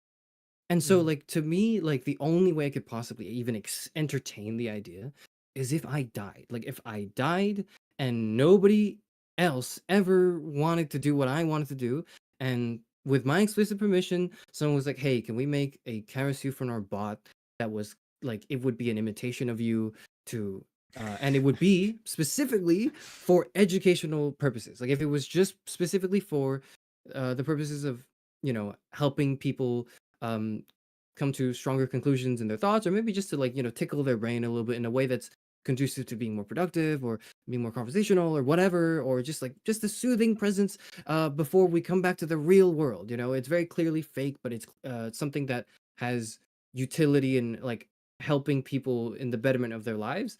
That is the only way I would say okay to a bot. Replace it. I have very specific conditions. I've laid them out here. Mm. Yeah, I um, mean, I like to think that if whatever happens with the AI in the future, maybe at least your current audience will always be with you. Though maybe that's putting too much too much trust in them. I don't too know. much faith. How would they even know they're with me? They wouldn't even know. Bet they wouldn't even know. Tisk tisk. No, but yeah, but I appreciate the positive sentiment. Yeah. Sorry. So that's kind of like the thank you. That's the last thing I have. Some final questions I've seen. Would you like to just tackle them before we kind of say our goodbyes and maybe just plug Yeah, other that things? works for So me. that works. Okay. So one quick comment: you two are definitely getting punished by the Rocco's Basilisk in the future for making this stream. What are your thoughts? Well, for this one, it's been a while since I've read up on Roko's Basilisk, but is that just Yeah. like things that you say now getting picked up by like a future AI and like the AI decides to like punish you if you were like against super intelligence or something like that? Or am I misremembering it? It's sorry, could you just say that again slowly? Sorry, Oh, I'm trying to yeah. that's okay. So really the most I know about it is like it's the prospect that like a future super intelligent AI will either like Yep. reward or punish you now for things you say like about AI in the present. Yeah, yeah. I think from what I remember as well, it's basically that. It's the problem is posed in the way that's like you should now say good things about AI because it is inevitable that there will be super intelligence and they will not look kindly upon you shitting on it on this street for a whole month. You know, like that, like it will treat your animosity and, you know, with its own cruelty. And therefore the rational move right now is to be nice to it. Mhm. The I way see. I heard this problem restated, that's really stuck in my head because it really echoes the way I feel about this. Is the problem can be restated as essentially imagine a boot so big that before it even exists, you got to start licking Oh, that's it. great. That's a wonderful way of putting it. Oh, I love that. It's definitely, you know, it's definitely making fun of the problem itself. But I don't think there's no value in discussing like Roku's Basel, right? Like, what do you think do you think it's a valid argument, right? That you should start saying nice things about it now because in the future it will happen. Well, I like to think that for any super intelligent future AI would be able to understand that at this point in time, like 2025 is a or was a time, I guess, from its perspective, yeah, was a time when there were Mhm. reasonable differences of opinion to be had on questions about AI, and as long as even if one wasn't like in favor of developing the super intelligent AI or like didn't think AI would ever become super intelligent or anything like that, like if the AI understands that like hey that was a reasonable opinion at the time, then it's not clear to me like the AI would have any desire to punish, or even if it wasn't a reasonable opinion, like would the AI be the kind of entity that like has desires to punish others? Like it seems to me like that's a pretty human thing, and I'm just not sure if like we can sort of extrapolate that onto the AI. What if it was like less punishment and more like the AI has to, for the sake of its own like preservation, right? Its sense of preservation has to accomplish its goal, its directive of making paper clips, right? Mhm. It needs to get rid of anyone who could potentially oppose its operating on a mass and global scale and have so much control over so many things. It has to dispose of anyone who could even think of who would even have the potential to doubt such a great omnipotent machine. that it now has to systematically execute every like philosophy major. It's like kind of like nothing personal, kid, but this orbital laser strike Oh is for no. you, but you know, it's nothing personal. How would you feel about that? Yeah, well, then it sounds like, yeah, we're already doomed. So it's like it's gonna teleport behind us, yeah, no matter what we do. But Yeah. yeah, That's less a serious argument, just something I wanted to say. yeah, I mean, yeah, I don't know if I have much to add to that beyond just I think, yeah, the best we can do, I think, when it comes to things that are that speculative is just live life the best as we can now sort of see fit. And if the AI does decide to turn its guns on me one day, at least I will be able to proudly stare it in the face and say I lived as a philosopher. Well said. Oh my god. Someone else asks, quick, and we should be really quick with these because we spent a lot of time talking already. What's our opinions on biocomputers in this context? So maybe like we invoke the image of the cyborg, you know, like human parts, maybe certain brain components replaced with cyber chips. What are your opinions on that, if any? So yeah, I think to the extent that that kind of technology ends up helping humans to live longer lives and maybe even one day escape death, to have it be the case where death is no longer a thing. Not that I don't know if that would be like enough to escape death, but if it's at least like one component of it, then I'm very strongly in favor of it. I think that anti aging technology and all of that is extremely important. And I know there's a different view one could have on this, really a range of views one could have about death and like whether death is a good or a bad thing. There are some people Mm. who think like it's not a bad thing that we die, or like death maybe helps give meaning to life, the fact that it's limited, the fact that it's finite. But my own view has always been that death is a tragedy, and I think it will be one of the key triumphant moments in the history of our species if we ever do find a way of overcoming death.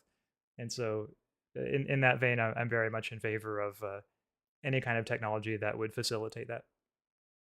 Mm. Now to go a step further, for my this is just to satiate my curiosity because I was thinking about this question the other day, right, or something related to this.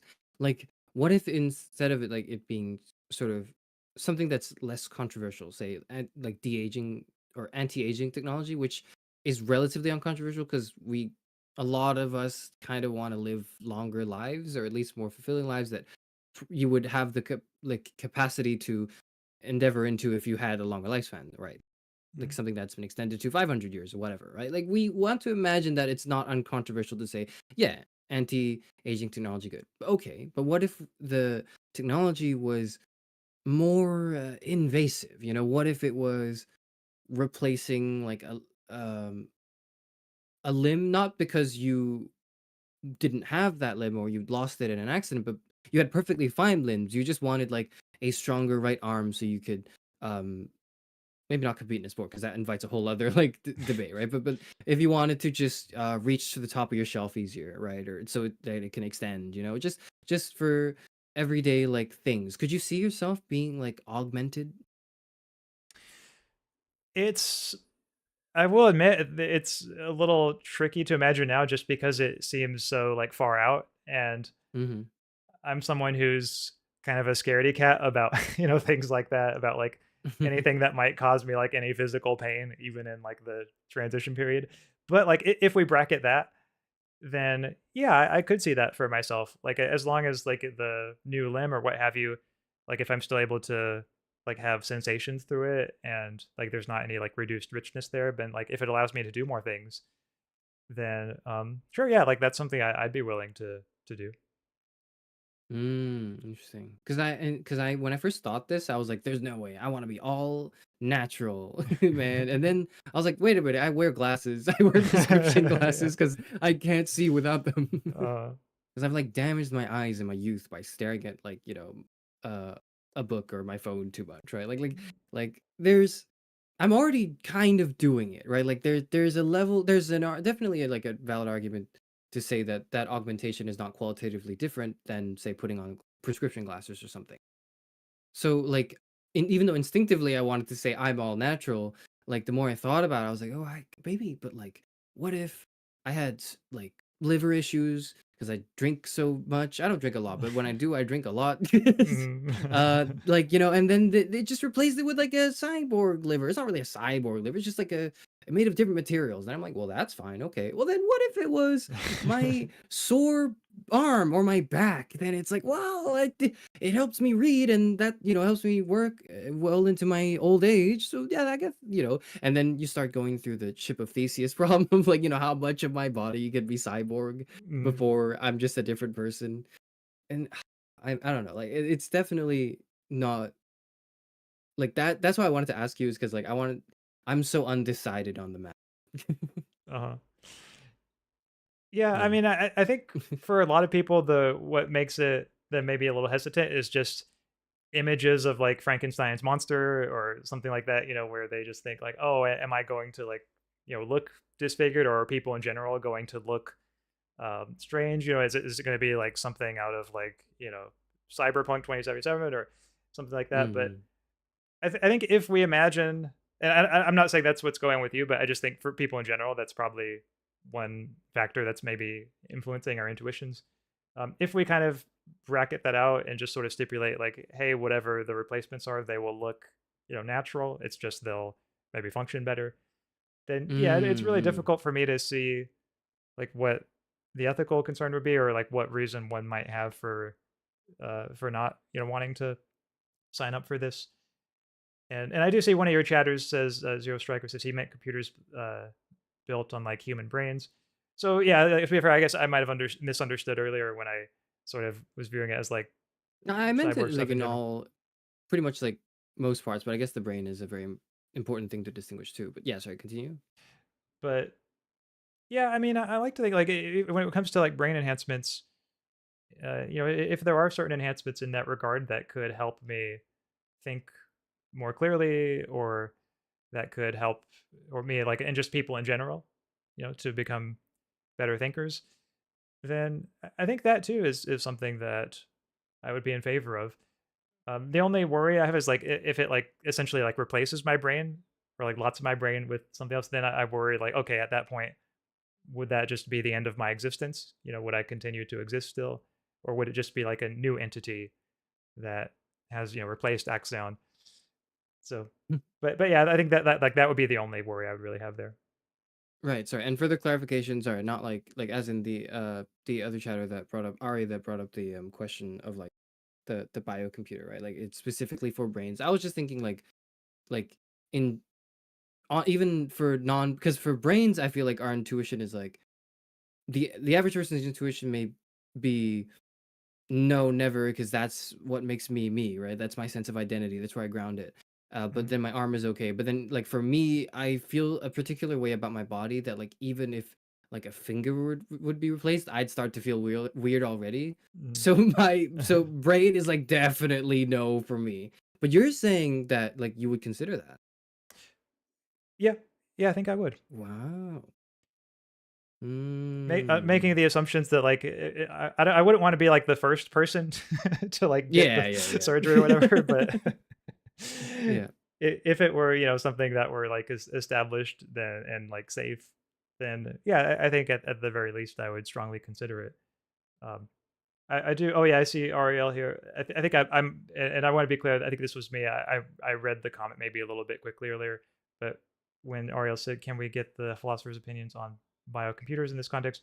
What if you were replaced slash outcompeted by an AI built on actual neurons and such?" Yeah, I mean, there. I guess my view would be the same. I don't think I would see it as like in principle any different from being replaced by like any other AI. I would just kind of keep trying to be like the best philosopher I can be. And yeah, I would be sad if I like wasn't getting any views anymore. But I think I would still, I would have at least my thoughts in my readings to console me for whatever little they might be worth. Mm. I would have a tough time just drawing the line in the sand of like, do I treat it as human or do I treat it as like AI? Because if I treat it as AI, then I'm like pathetic, pissed, soulless. Then, but if it's like a person, I'm like, well done, well played, GG's. You know, like that. That's like Mhm. I would have to draw the line in the sand before thinking about it. But yeah, that's probably my response. I see. Um, yes. Thank you, Axaeon. And just before we thank, that's pretty much all we had in mind to discuss. Is that right? Is there anything else we wanted to talk about? Oh, I think that really does a nice job wrapping it up. So yeah, like we've really covered a lot of ground today. Wow. Mm-mm-mm. One last thing before we go. Less discussion topic, more image. I've shown it to you, but I'm just gonna show it to chat as well. Oh, I Let me just think pull I it know up what's really coming up. quickly. Yep, yep, yep. It's our wonderful, one of our wonderful resident artists, um, Victor Poe, who was in chat earlier. I think, I think he's busy now. I'm not sure, but here is art that is drawn. Let me pull it up. There it is. That I originally thought to use as a thumbnail because it's wonderful. It's very well done. Let's admire it. What do you think? What do you think, Exxon?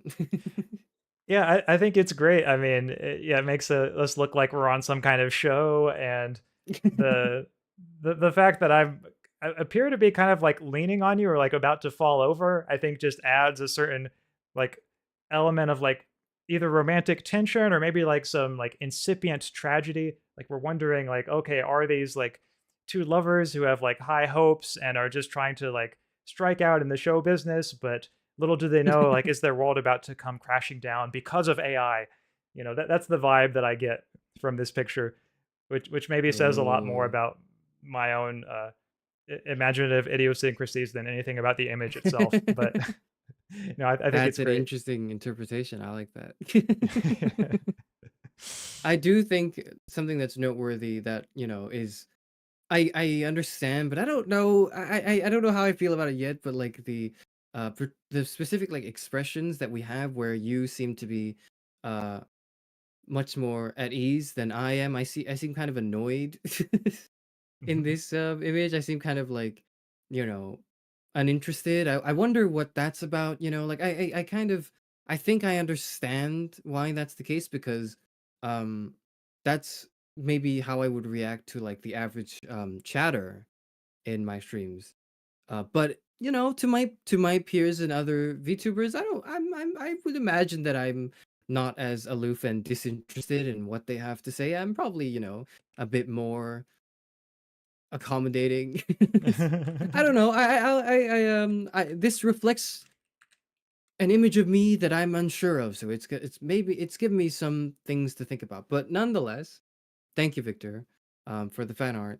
It's very cool. But the reason why I didn't use it as my thumbnail is because I thought that it would be a little misleading because this is an interesting interpretation of me, but I don't know if it's quite the way I see myself. I maybe I see myself a little differently in this, and also maybe it's drawing attention to um the people rather than the topic, which I thought deserved a bit more of a spotlight in this case.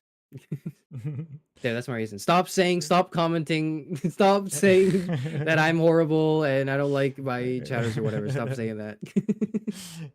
Now you examine my unruly chat. Anyways, do you have any last words? Anything Well, you would like to say? yeah, so just like to me, this was a really cool experience. Not just because it was getting to talk with you, Karis, although that was the main draw, but also just because for me this was my first collab stream with anybody. And one thing that I think I'm noticing more, and that I'll sort of take more into future collab streams, is the idea of like two separate stream chats and so on, and also just like paying attention to Mm, chat as the stream goes on. I think one thing I could probably have done better this stream is paying more attention to some of the chatters in my stream. Like TFA, I see you left some comments, and Stabby Stab and some of the others, and Terraditto. So yeah, I think one thing you did really well, Karis, was sort of engaging with your chat, and so that's useful lesson, useful material to me as a new VTuber. And so thank you for that, like for being a good example in that way. That's something that I'm definitely going to try to take with me in future streams, future collabs. oh my God, well, I didn't think I didn't think you'd spend your last words complimenting me. Oh, I thought you'd be talking about what you were doing next, some exciting projects. I have the same. I feel the same. I'm really happy to finally be working with another philosophy YouTuber. I've waited for a very long time for any philosophy VTuber, and the only reason I exist now is because nobody did it, and I was like, all right, fine, I'll do it myself. In a way that is unique to me or whatever. Like, but I'm so glad that just to see someone else like interested in the prospects of, well, what does it even mean to be a philosopher VTuber, which we could maybe talk about in a future stream or in another thing that we'll discuss. Thank you so much for showing up. Anything you want to promote before we end off? Well, for this week coming up, I think I'm probably not going to do quite as much in the way of streams. There is a video that I'm working on, like a video essay about knowledge and Rene Descartes, and I think I'm going to try to just finish editing that. But I might have some streams a little bit later in the week, maybe try to finish Star Trek Resurgence. But yeah, that's really my main plans for the week. How about you, Karis? Yeah, anything you want to promote? I mean, not really much that I would say is somewhat important. I would describe this as the finale, the calming, like this week was the finale to my like overarching like AI arc, where I really thought about and explored like AI and just like technology and like perhaps utopian or dystopian futures and how we deal with those things and just play games that are related because it's right. And this is kind of like the intellectual, like I would say climax of the arc and conclusion. It's sort of like the dust is settling now. I feel very much more at ease after having this conversation with you about not the about the future, about the future of AI, but just the future in general and technology, and a little less doomer about the things that are to come. Still doomer enough to complain all the time, but you know what? Now I'm like, at least there's some hope, maybe. Um, you you mentioned, shoot, I totally lost my train of thought. I forgot what you I forgot what I wanted to say. It's getting late, and it's getting to the end of the part Oh of the stream where no. I start forgetting things. No, but Something about I schedules, don't maybe? have, yeah. I don't quite have a strong idea for a schedule, and then, for the next week, I think I'll just be playing some games, maybe Hollow Knight. I don't know. My friend's pestering me to play it because Hollow Knight Silk Song is coming out apparently, and Mm-hmm. that's apparently a super like greatest video game of all time. At least that's the impression I get from all the people that are hyping it up, right? So maybe I'll try a bit of that. Maybe I'll play something else um in the near future. For now, it's just generally more like maybe chiller streams the following week. But yeah, Actually, that's that does. what I would I say forgot from Silk Song's coming out on Thursday. Yeah, I might be like falling off the face of the earth for a few days after that comes out. So if I'm not Have you if I'm played the not around yet. original? Have you played the original Hollow Knight? Yeah, I played through the Oh, original. Yeah, it's been a while, but I did quite like it. okay. Mm. Because I have not quite played the original yet, so maybe that next week I have to play that first, and then I play Silk Song. I don't know. I'll think about it. I'll think about it. Yeah, no, I would definitely play the Yeah. original before playing Silk Song. At least the vibe I get from Silk Song is that it's probably best experienced after the original. But Mm. no, the original is always fun to see people play through on stream. If you play it on stream sometime, I'll try to tune in. Great. That's one viewer locked in for the stream. Great. No, but thank you so much again for having this discussion with me. There's so much more yapping we could do, by the way. This is like if you guys think was long, oh boy. We haven't even scratched the surface for things we could be discussing. But thank you nonetheless for joining me and allotting this time with me on stream. Absolutely. Yeah, no, I look forward to future collabs. I think that, yeah, there's a lot more cool topics that we could talk about. So definitely feeling up Mm. to it. And so, yeah, thank you to you. Also, like, I noticed a lot of the people in the chat, including your chat, are saying really nice things. And so I want to, thank all those people who are leaving the nice comments. Looks like one of them is saying, "Save us from our mean master." So- I don't know why anyone would shut up. I don't know why anyone would say that. That's so weird that like anyone would say that in my chat. It's they're probably thinking of a different streamer. Anyways, thank you so much. Thank you, chat. Wonderful engagement. You guys are so great and awesome, and your opinions matter a lot. And thank you for the really insightful comments for today's stream. Throughout our discussions, it was really great hearing the what you guys had to think about, what we had to think.